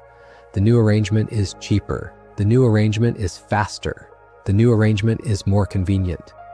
The cost is mostly paid by the people whose bodies are inside the building on the edge of town, and the people whose bodies are inside the building on the edge of town are not really, in any structural sense, allowed to speak. The strike storyline takes over the back half of the episode. The workers, after a series of indignities and after the pinned man has remained pinned for too long, decide to walk off the job. The walkout, in the show's cartoon logic, is presented as a strange, almost biblical event. The workers leave the building, the conveyor stops, the boxes stop. The orders in real time are no longer fulfilled. The town receives this development with disbelief. Packages stop appearing on porches. Phones light up with messages from the platform explaining that orders have been delayed. The boys in particular do not know how to react. Their orders are not arriving. Their unboxing rituals are not happening. The feeling of being able to order anything at any time is very suddenly gone, and the absence of that feeling produces a kind of low-grade panic that the show plays as both funny and as something close to terrifying. What follows is, in the show's reading, the truest piece of economic anthropology in the episode. The town does not, in the strike, side with the workers. The town does not march to the warehouse. The town does not bring sandwiches and signs. The town instead becomes irritable. The town becomes restless. The town starts to grumble. The town starts to ask, in increasingly impatient tones, when the warehouse will start fulfilling orders again. The strike is treated as a service interruption. The pinned man, even now, is treated as a kind of unfortunate footnote. The convenience of next-day delivery is treated as a right that has been taken away. The workers in this reading have made a mistake. They have allowed their absence to be felt by the customers. The customers are not grateful. The customers are annoyed. The customers, in many cases, are angry. This is the moment the show actually says, out loud, what the entire arc has been building toward. The convenience economy has converted citizens into customers, and customers, in a system optimized for convenience, very quickly lose the capacity to feel solidarity with anyone whose absence is inconvenient to them. The boys are not bad people. The parents are not bad people. The town is not bad. The town is, in the show's reading, simply behaving in the manner that the system has trained it to behave. The system has spent years lowering the friction of consumption. The system has produced, as a side effect, a population that experiences any friction in the supply chain as a moral failure on the part of the supplier. The strike is not a labor action in the public's eye. The strike is, in the public's eye, an unsatisfactory delivery experience. The public would like to leave a one-star review. And then, in the latter part of the episode, the show introduces what is by some distance its strangest single character of the late 2010s. Jeff Bezos, the founder and chief executive of the platform, in his cartoon form.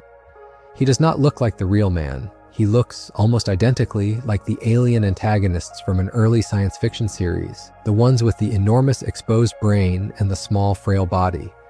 He sits in a chair in a high tower. He does not speak with his mouth. He speaks telepathically in the audience's head in a thin, almost insectoid voice. He is presented with absolute deliberateness as inhuman. The show is making a particular choice here. It is not saying that the man is a monster.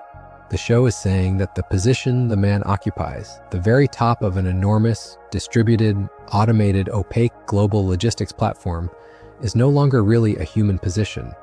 The role has eaten the man. The brain has had to grow to handle the operation. The body has had to shrink because it is no longer doing any work. The voice has had to migrate inside other people's heads because the operation now lives mostly inside the screens of its customers. The cartoon Bezos is the role personified. The role, the show implies, has stopped being one a recognizable human can hold. The standoff between the workers and the cartoon Bezos is structured deliberately like a confrontation in an old film. The workers stand in their high visibility vests. The Bezos figure floats in his chair. The workers state their demands. The Bezos figure considers. The Bezos figure declines. The workers walk away. The Bezos figure remains in his chair. The episode closes without a clean resolution. The pinned man remains pinned. The boxes remain in their stacks. The customers remain restless. The conveyor remains stopped through the rest of that season and is, in the way of South Park episodes, more or less back to normal by the next year. Because the show, like the real economy it is mirroring, is built on the assumption that the supply chain cannot stop for very long without the town becoming unbearable to itself. What this episode adds to the long chalkboard is, again, a small but important piece. The Phase 1 is now the worker. The Phase 3 is now the package on the porch. The Phase 2, the strange middle in which the value is created, is now hidden inside the warehouse on the edge of town. The customer has been moved deliberately to the position from which the middle cannot be seen. The customer is, by design, in the dark. The pinned man is by design in the dark. The Bezos figure is, by design, in the dark. The dark is the asset. The dark is what allows the structure to keep running. The chalkboard episode, 2 decades earlier, had said the question mark was an honest admission of confusion. The unfulfilled episode says the question mark is now a service contract. Nobody is allowed to look at Phase 2. Phase 2 is what you have paid not to have to look at. The episode also closes one of the longest arcs in the show, almost by accident. The Wall-Mart episode, in 2004, had ended with the question of why people kept showing up at the chain. The answer then was the mirror. People showed up because the chain reflected them. The unfulfilled episode, 14 years later, gives a second answer. People show up because the chain has hidden the entire system from them. The mirror is now a smaller mirror embedded in a glass screen held in the hand. The reflection is still there. The reflection is, if anything, more flattering than it was. And behind the reflection, in a building the show has now spent 30 minutes describing, a man is still pinned under boxes, and a worker is still standing at the end of a belt, and the chair in the high tower is still floating in the cold blue light, and the orders, after a brief, irritated interruption, are once again being fulfilled. The arc that takes up the next several seasons of the show is its longest single argument about capitalism, and it is delivered in classic South Park fashion, not by a faceless corporation, but by a single character who has been on the show for as long as the show has been on the air. Randy Marsh, Stan's father. The town's chief example of an enthusiastic middle-aged man who is one midlife crisis away from setting the family on fire. And starting in the autumn of 2018, the founder, sole owner, and increasingly authoritarian chief executive of a small to medium-sized marijuana operation called Tegridy Farms. The introduction is, on its surface, a single episode. Tegridy Farms is the 4th episode of the 22nd season, aired in October of 2018. Randy, in this episode, has had enough of city life. He has had enough of the small humiliations of South Park. He has had enough of the way his children look at him when he tries to be a father.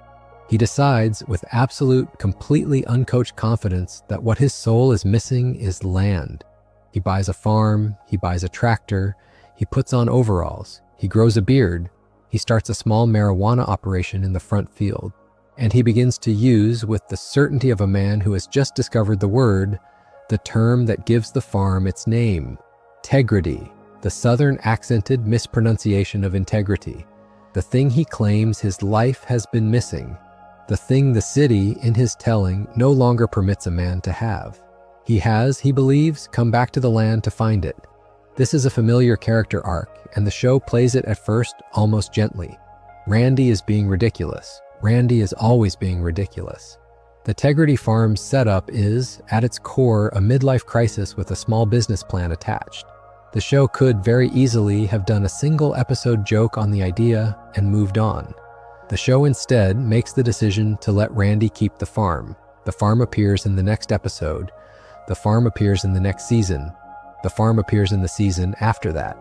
The farm becomes, over the course of 3 or 4 years of episodes, one of the longest continuous storylines the show has ever maintained. Randy is allowed to live with the consequences of his fantasy. The fantasy, like all fantasies that are allowed to keep going for long enough, becomes a structure. The structure over the seasons slowly stops being about the soul. It starts being about supply. Randy needs to sell. To sell, he needs to scale. To scale, he needs to deal with regulators. He needs to deal with competitors. He needs to deal with distributors. He needs to expand his crop. He needs to invest in infrastructure. He needs to bring in workers. He needs to negotiate eventually with very large foreign buyers. The Tegridy Farms arc, when you step back from it, is the same arc that Tweek Bros went through in a smaller window 20 years earlier. A man opens a small business based on a personal value. The small business, in order to survive, has to grow. In order to grow, it has to compromise the personal value. In order to keep compromising the personal value, the man has to keep telling himself the value is still intact. The product changes, the packaging changes, the customers change. The man, with his bag of catchphrases, insists that his integrity is intact. The town, for the most part, no longer believes him. He insists more loudly. He grows the farm. The China episode that arrives early in the next season, in the autumn of 2019, is where the arc takes its most pointed turn. Randy, in pursuit of growth, decides to enter the Chinese market. He travels in cartoon form to China. He attempts to sell his product to a series of intermediaries. He learns, painfully, that doing business in China comes with a set of unwritten and written rules about what can be said and what cannot be said about the country, its leadership, and its history. The episode is structured as a slapstick comedy in which Randy compromises one principle after another in order to keep his deal alive. Each compromise is treated by the show with a small mock seriousness, as if Tegridy itself were dying one paper cut at a time. The episode is famous outside the show for the response it received in the country it was satirizing. The country in question, in the days following the broadcast, removed essentially all access to the show from its internal platforms. The episode in real life ended a market for the show in the same way that, in fiction, it ended Randy's pretense that his farm still had integrity in any recognizable sense. The show, like Randy, was making a decision in that episode about how much of itself it was prepared to compromise in pursuit of access to a large foreign customer. The show, unlike Randy, chose, at least in this case, to lose the customer. The character on screen kept the customer and lost the principal. Either choice, the episode is implying, is the choice the system actually offers. What makes the Tegridy Farms arc such a clean argument about capitalism, beyond any single episode, is its sheer duration. The show is patient with it. The show is unhurried with it. The show lets Randy succeed, and then lets Randy adjust, and then lets Randy compromise, and then lets Randy expand, and then lets Randy hire people, and then lets Randy fight competitors, and then lets Randy go after international markets, and then lets Randy reach the inevitable moment where he is, in functional terms, the chief executive of a small but real corporation. The farm is no longer a place where a man returns to find himself. The farm is now a place that requires a man to leave himself in order to keep running. Randy, by the late seasons, is no longer Randy. He is the founder. He is the brand. His face is on the jars. His name is on the box. He has, in the show's quiet way, become the thing he originally moved to the country to escape. The arc takes a particular turn during the streaming era specials. The pandemic special, in 2020, places Tegridy Farms in the middle of the lockdown story. Randy, in this stretch, becomes one of the few people in the town who has, in industrial terms, kept his economic motor running. The country has shut down. The supply chains are confused. The customers, locked in their houses, are buying more of the product than ever. The farm is, suddenly, a strategic asset. Randy is, briefly, the richest man in the town. He is also, in his own quiet way, the loneliest because he has no patience for the new social rules, because he has no patience for the small humiliations of mask wearing and homeschooling and Zoom meetings, because he has no patience for anything that does not involve the farm and the product, and the increasingly thin idea of Tegridy that he keeps holding up like a flag. The pandemic episode is in many ways the show's clearest statement that a successful small business, run long enough, becomes a kind of psychic exoskeleton for the person running it. Randy by this point is the farm is Randy. They are not separable. They are both, in a sense, his entire personality. The show treats Stan, his son, as the witness to all of this. Stan is, throughout the late seasons, the only character in the family who is appalled by what is happening, and Stan is also, increasingly, the only character in the family who is required to provide unpaid labor to keep the farm running. He is sent out to tend the plants. He is sent out to package the product. He is sent out to make deliveries. He is, in the most literal sense the show can manage without becoming preachy about it, the family business's youngest employee, working long hours for the privilege of being told that his work is for the family. The dynamic is, the show implies, the standard dynamic of any small family enterprise that has grown past the point where one man can run it alone, and the dynamic does not get gentler the longer it goes on. Stan resents the work. Stan is told to be grateful. Stan reaches the end of his patience. Stan storms out. Stan comes back. The farm requires him. The farm always requires him. The cycle is, again, the structural feature. There is a particularly cutting stretch, deep into the Tegridy arc, in which Stan and his friends decide to start their own competing operation. They are barely teenagers. They have no equipment. They have no money. They have no land. They are, in the show's clean little argument, the next generation of small operators, the new Tweeks, the new Randys, attempting to enter a market that the previous generation of small operators has already converted into an oligopoly. Randy, when he hears about the competitors, does not take the high road. Randy does not offer to mentor them. Randy does not buy them out at a fair price. Randy does, instead, exactly what a real company in his position would do. He undercuts them. He out-advertises them. He buys their suppliers. He drives them out of the market. The next generation of small operators fails. The cycle, as ever, completes. The original revolutionary, having achieved his position, has become the obstacle to the next revolution. The chalkboard in the cave under the town now has a new business plan on it. Phase 1, Phase 2, ? Phase 3, the chalk is still moving in the same hands. By the time the Tegridy Farms arc is fully mature, the show has, with great patience, told the story of capitalism as a personal disease. It has not framed Randy as a villain. It has not framed him as a victim. It has framed him as a man who, when given access to the basic mechanisms of capital, used those mechanisms in exactly the ways those mechanisms tend to be used. He started small. He scaled, he compromised, he expanded, he acquired, he suppressed competition, he went international. He turned his face into a brand. He let the brand eat him. He told himself at every stage that he was still the same person, that the value at the center was the same, that Tegridy was, despite all appearances, intact. The show, like a patient friend, sat at the kitchen table and watched. The show did not lecture him. The show did not write him a sermon. The show just let the episodes run. The man grew. The man shrank. The brand grew. The man shrank. By the late seasons, the brand was a national operation. The man was, in any meaningful interior sense, almost completely absent. What this arc adds to the long argument is the missing personal scale. Up until Tegridy, the show had told its capitalism stories at the level of structures. Stores, chains, leagues, markets, banks, warehouses, studios. Tegridy is, in many ways, the first time the show has tried to tell the same story at the level of a single human face that the audience has been watching for 2 decades. The audience knows what Randy looked like before he found the land. The audience knows what his life looked like in his old job. The audience knows what kind of father he used to try to be in his clumsy, half-present way. The audience watches episode after episode as that man is slowly converted into the front of a business. The conversion is not violent. The conversion is not sudden. The conversion is in fact gentle. He is, at the end of it, no less recognizable. He is just, in some hard to describe way, less there. The show has finally shown what the inside of a structure looks like when it has fully integrated a person.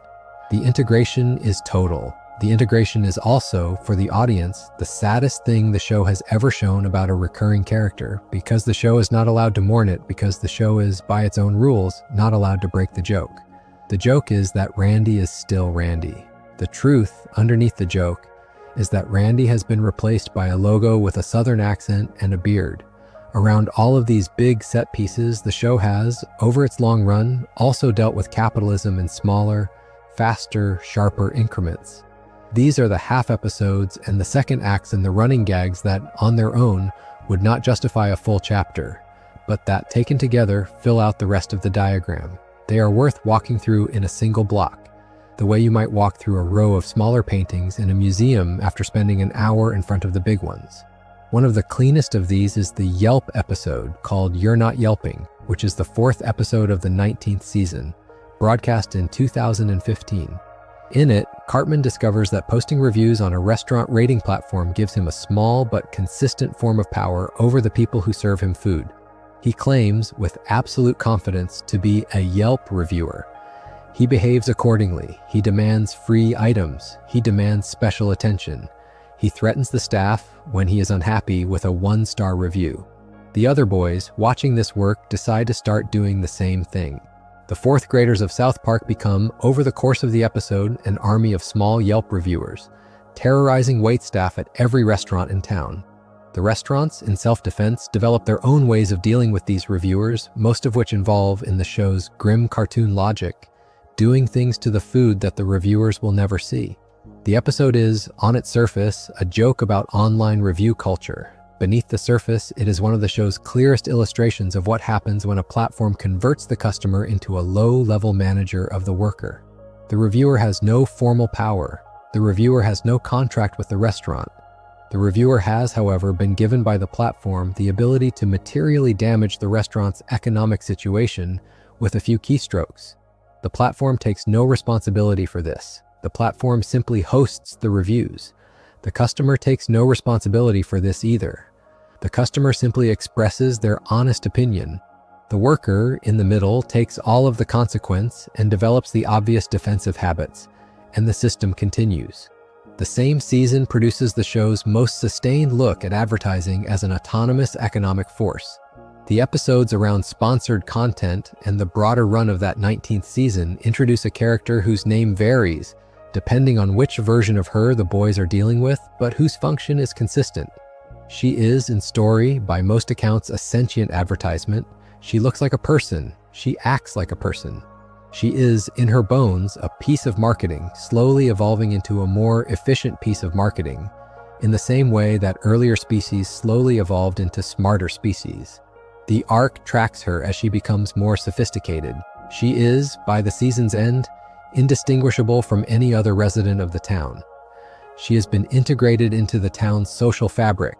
She is making decisions. She is influencing other people. She is, in many ways, more functional and more articulate than the people around her. The show is making an argument that is more abstract than its earlier capitalism arguments.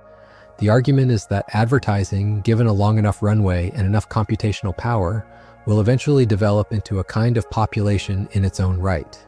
The advertisements will not need a separate human to deliver them. The advertisements will be the humans. Or more precisely, the advertisements will be indistinguishable from the humans in any way that the rest of the humans are capable of detecting. The chalkboard in this reading has acquired its own intelligence. The question mark has, in some sense, woken up. Going further back, the show's earlier seasons also dealt with the moral economy of consumer choice in a way that has aged in unexpected ways. The episode Smug Alert from the 10th season takes a look at hybrid cars in the era when they first started becoming culturally visible.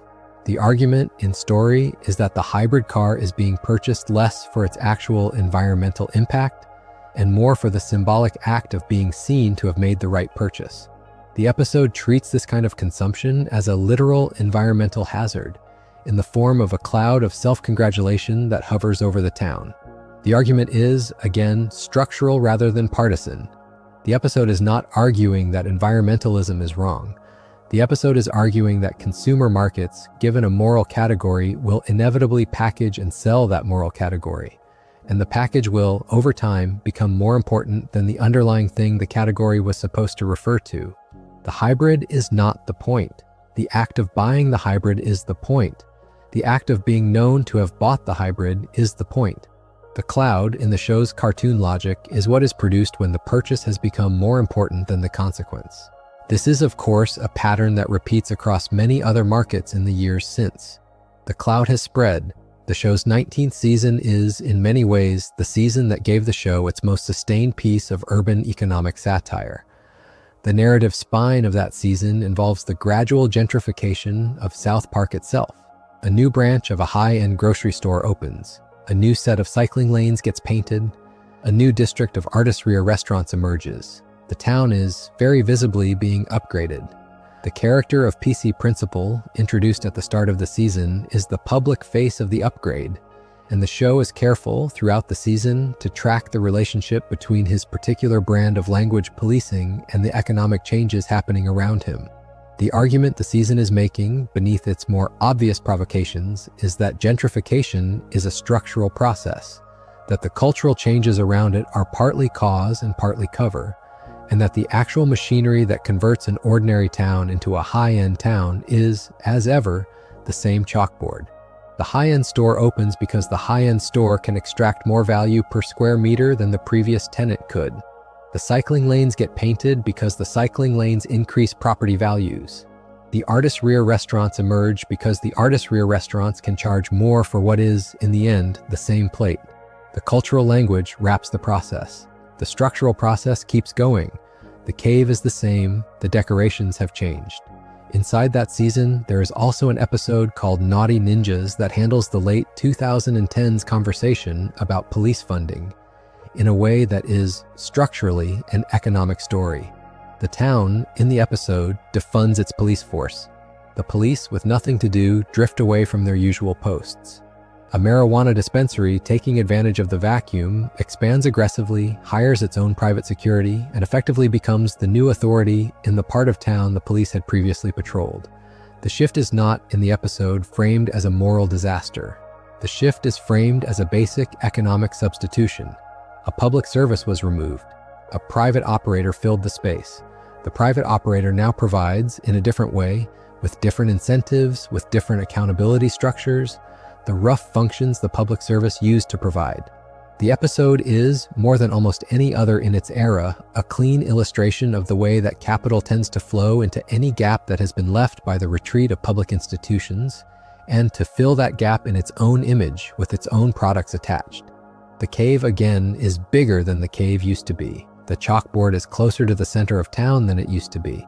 Moving into the streaming era specials, the show has spent the early 2020s making increasingly direct economic arguments. The two-part special on the streaming wars uses the metaphor of a drought to talk about the consolidation of media companies, the way that platforms acquire libraries, the way that audiences are converted into subscribers, and the way that subscribers are charged in increments for the privilege of accessing content that was once, in the previous regime, bundled with a cable subscription or sold on a disc. The metaphor of water is, on the surface, about a different supply chain. Underneath the surface, it is the same argument the show has been making since the Gnomes. The supply was, in some previous era, a public or semi-public resource. The supply has been, in the current era, divided up among private operators. The private operators are now competing for the right to deliver the supply at a markup. The customer pays more for the same thing. The customer believes they are getting a premium product. The customer is, in fact, getting the thing they used to get, packaged in a more expensive way. The chalkboard, the show is implying, has become the entire media ecosystem. The special on what the show calls the Panderverse takes this further. It examines, with its usual lack of subtlety, the way that very large entertainment corporations, in pursuit of broad audiences, end up producing content that has been algorithmically smoothed into something almost devoid of personality. The episode plays the joke as a kind of horror story. Familiar characters are revealed to be alternate versions of themselves, optimized for different demographics in different worlds, all of them slightly off, all of them slightly wrong. The argument underneath is a familiar one. The optimization has eaten the work, the brand has eaten the artist. The phase 2 on the chalkboard has been filled, finally, by a piece of software designed to maximize the number of phase 3 customers. The result, when you sit with it, is content that does not really belong to anyone, served to people who do not really care about it, by companies that are, in the show's reading, no longer fully run by humans either. The further specials in this same period follow the same pattern. The episode on what gets sold to children, the episode on weight loss medication and the strange economy that has grown up around it, the episode on the various other consumer panics that have come and gone, are all variations on the same structural argument. The market identifies a need, the market produces a product. The product is more expensive than the underlying need warranted. The product becomes a status item. The status item, like the hybrid car of the Smug alert era, becomes the actual purpose of the purchase. The original need fades into the background. The cycle keeps running. The show, sitting in the back of the room with its own 20-plus years of episodes still streaming on the same platforms it is satirizing, watches the parade go past. There is one last piece of furniture in this row of smaller works, and it sits in the show's relationship to its own actual ownership. The restaurant Casa Bonita, which appears in a famous episode in the 7th season as the great, unattainable site of Eric Cartman's affection, became, decades later, an actual business owned by the real men behind the show. The purchase in the early 2020s was reported as a passion project. The reopening was, in the press, treated as an act of love. The economic structure underneath, in the show's terms, is interesting because it is so on the nose. The creators of South Park, having spent 20-plus years making episodes that ridicule the conversion of cultural objects into capitalist enterprises, have, in their personal lives, converted one of their show's most beloved cultural objects into a capitalist enterprise. The show, to its credit, does not pretend this did not happen. The show, in subsequent episodes and specials, has nodded at it, joked about it, occasionally let Cartman go to Casa Bonita as the real restaurant rather than the cartoon version. The point is not that the creators are hypocrites. The point is, again, structural. The chalkboard is in the cave is in the town is on television, the television is on a platform. The platform pays for the cave funds the restaurant draws tourists, the tourists keep watching the show keeps making the cave. The cycle, even at the level of the people who made the show, is the cycle. Nobody, the show is implying, gets to stand outside the cave because there is no outside. That, when you walk the whole length of the show with the chalkboard and the mirror in mind, is the position South Park has slowly and unevenly arrived at. It is not a position you would find on a political flag. It is not, in the strict sense, a position at all. It is a posture. A way of standing in front of capitalism with your hands in your pockets and your eyebrows raised. The show, after more than 20 years on the air, has decided that it is not going to be the show that tells you what to think about money. It is going to be the show that keeps pointing at the parts of money that do not, on close inspection, make sense, and that keeps refusing to look away when the camera lingers a moment longer than the audience is comfortable with. The most honest way to describe the show's running position is to acknowledge that it has, in different episodes, taken 3 different stances on capitalism and then refused to choose between them. The first stance is broadly pro-market. It is the stance that lets the boys in the Gnomes episode defend Harbucks. It is the stance that lets the Wall-Mart episode end with Jim's drugs becoming the new Wall-Mart and treats that ending as a fact of human life rather than as a tragedy. It is the stance that watches Stan return the Margaritaville frozen drink maker and laughs gently at the idea that returning a single piece of consumer electronics is going to solve a structural crisis. The show takes this stance seriously. The show treats it as one of the genuine possibilities of life. The market in this stance is not evil. The market in this stance is messy, embarrassing, sometimes wonderful, mostly inevitable. The boys in this stance are not making a moral argument when they tell Mr. Tweek that his coffee shop has been outcompeted. The boys are just noticing what has happened, and the boys are content to say it out loud. The second stance is the structural critique. It is the stance that lets the Crack Baby Athletic Association exist on television. It is the stance that lets the cartoon Bezos float in his chair at the top of the warehouse. It is the stance that lets the executives in the Black Friday Trilogy be portrayed as warlords. It is the stance that gives the member berries their wheedling voice. The show in this stance is not interested in defending the market. The show in this stance is interested in describing with absolute clarity what the market actually does to the people inside it. The labor goes uncompensated. The customer goes unconscious. The brand goes feral. The executive goes inhuman. The pinned worker in the warehouse remains pinned. This stance is not a program for action. The show does not, at the end of these episodes, tell you to vote a particular way, or to read a particular book, or to attend a particular rally. The show simply leaves you with the image. The image in this stance is the argument. The third stance is the one the show has drifted into in its late, exhausted period. It is the stance of someone who has been making the same observations for 2 decades, who has seen the structures get bigger, who has watched the executives get richer, who has noticed that the audience is more or less the same population that was there at the beginning, slightly older, slightly more tired, slightly more medicated. This stance is not optimism. This stance is not pessimism. This stance is the position of someone who has accepted, in a deep and uneditable way, that the cave is the world, and that the world is the cave, and that the chalkboard is going to keep being a chalkboard for the rest of recorded history. The streaming specials in this stance have an air of weariness about them that the earlier seasons did not. The jokes still land, the animation still moves, the voices still match.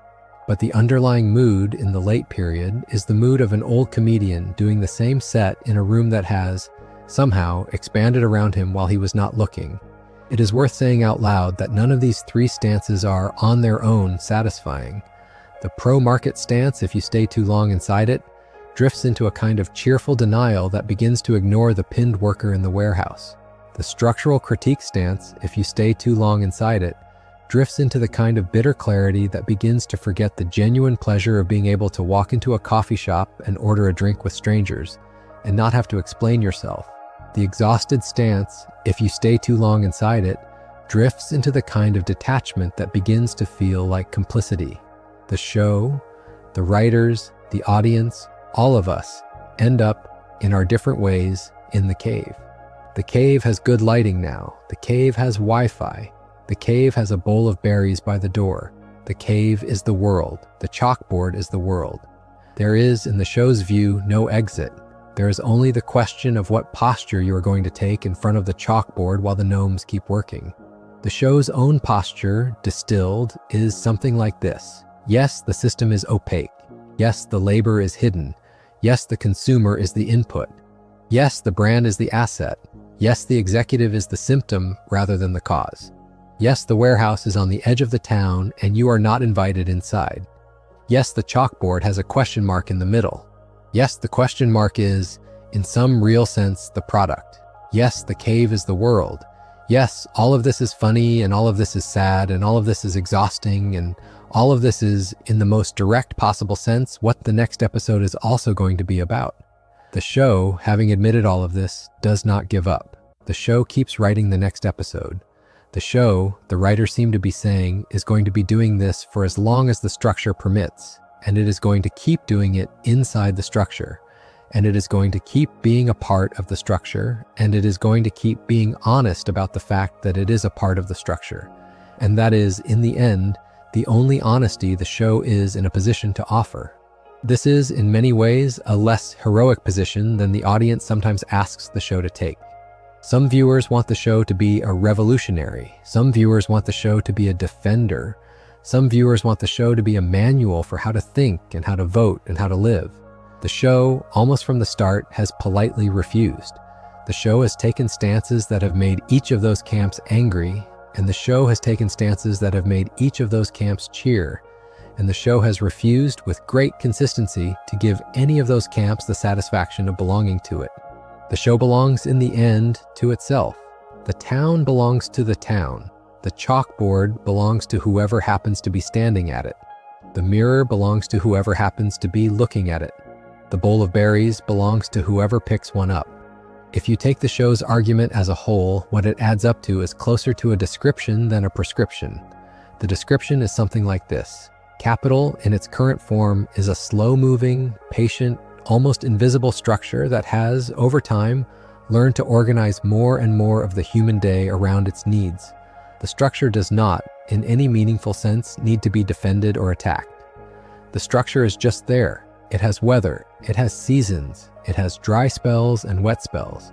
It has, on its surface, a great deal of drama in the form of boycotts and trends and viral moments and Black Friday sales.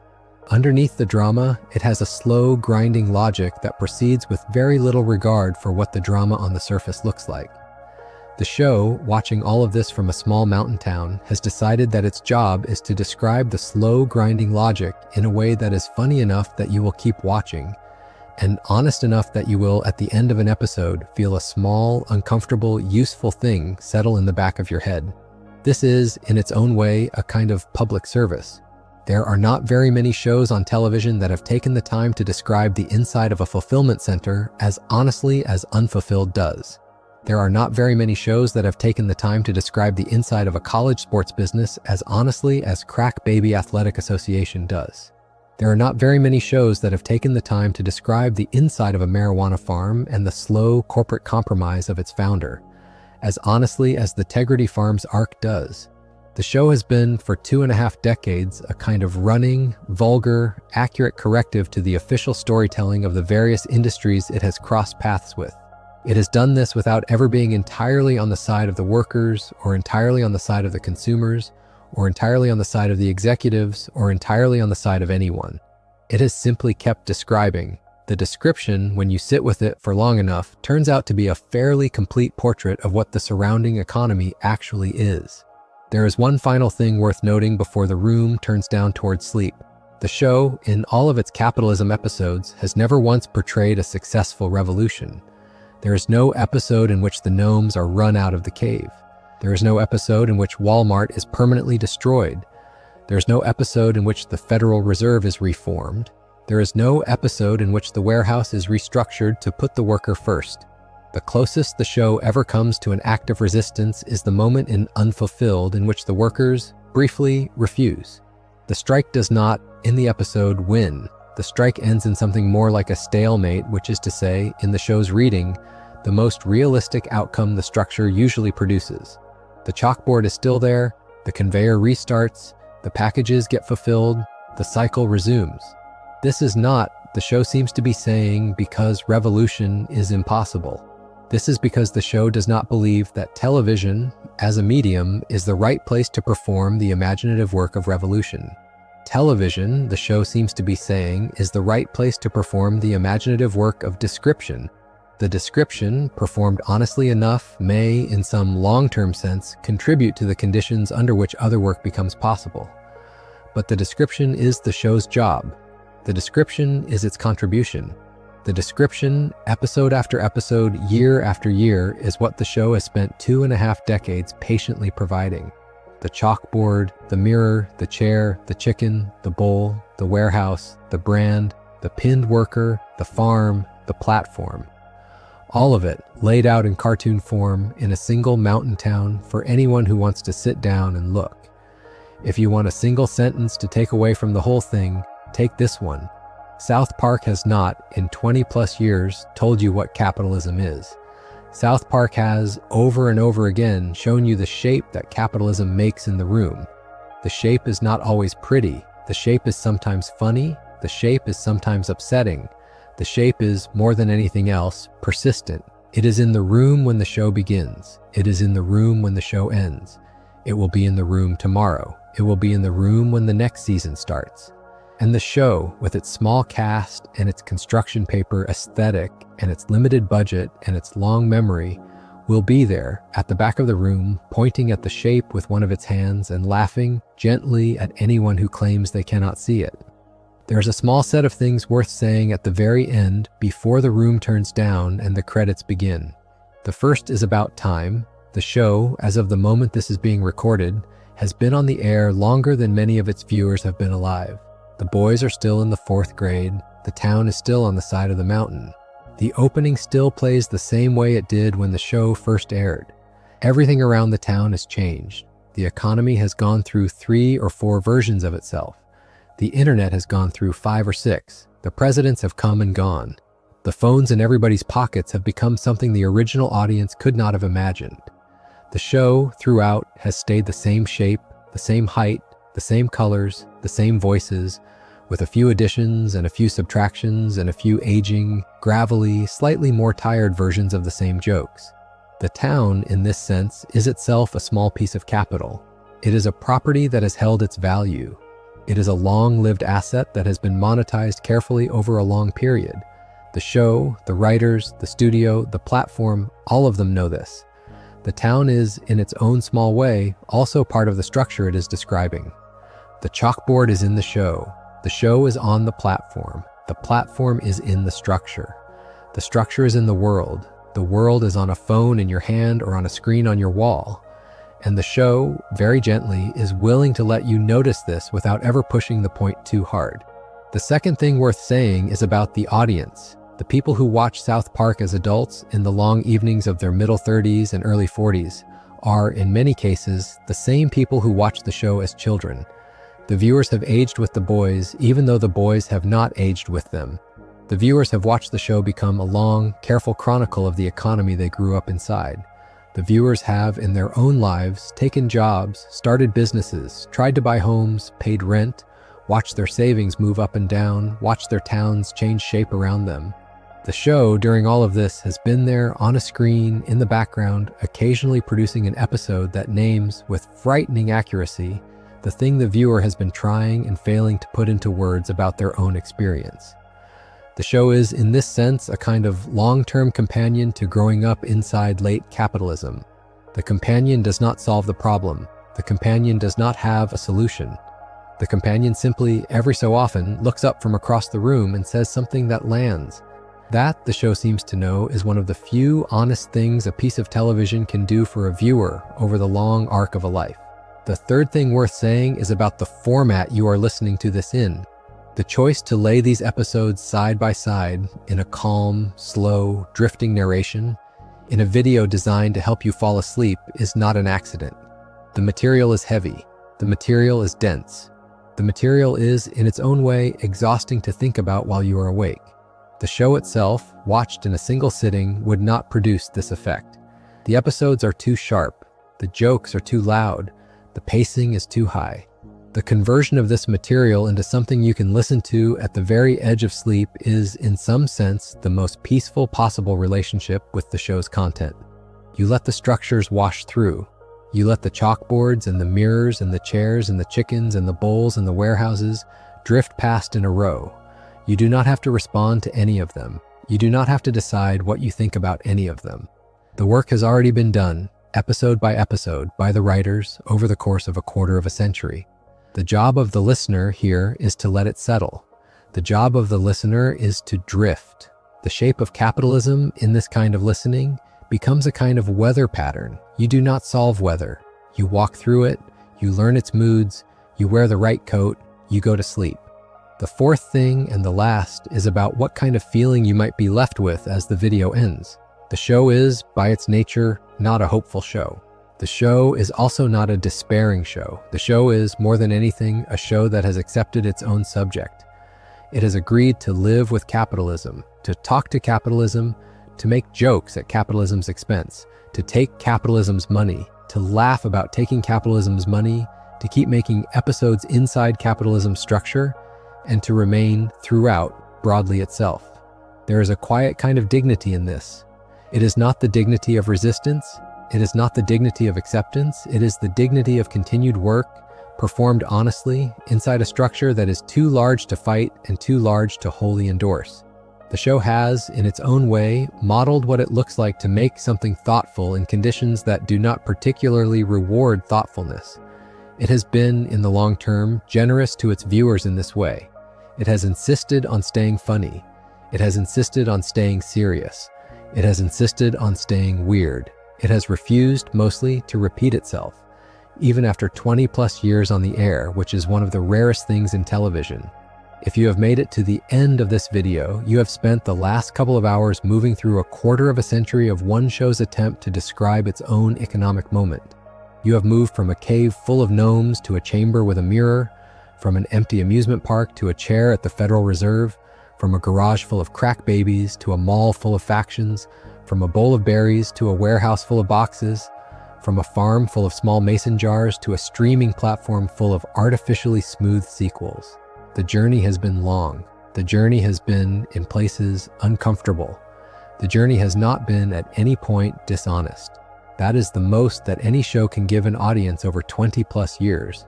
And South Park, with its construction paper backdrops and its swearing fourth graders, has, against all odds, managed to do it. So as the lights come down, let the chalkboard go fuzzy. Let the gnomes go back to their tunnels. Let the boys go home. Let the town settle. Let the warehouse keep its boxes. Let the farm keep its jars. Let the question mark stay where it has always been. In the middle row, on the board, in the cave, under the town. Tomorrow it will still be there. The day after, it will still be there. The week after that, the year after that, the season after that. The show, the audience, the world, the economy, the cave, the chalkboard, the question mark. The shape is the shape. The shape is the show. The show is the shape. And the work continues, gently, in the dark, at whatever pace the listener can bear. Thank you very sincerely for falling asleep with us tonight. If you enjoyed the video, make sure to subscribe and I'll see you in the next one.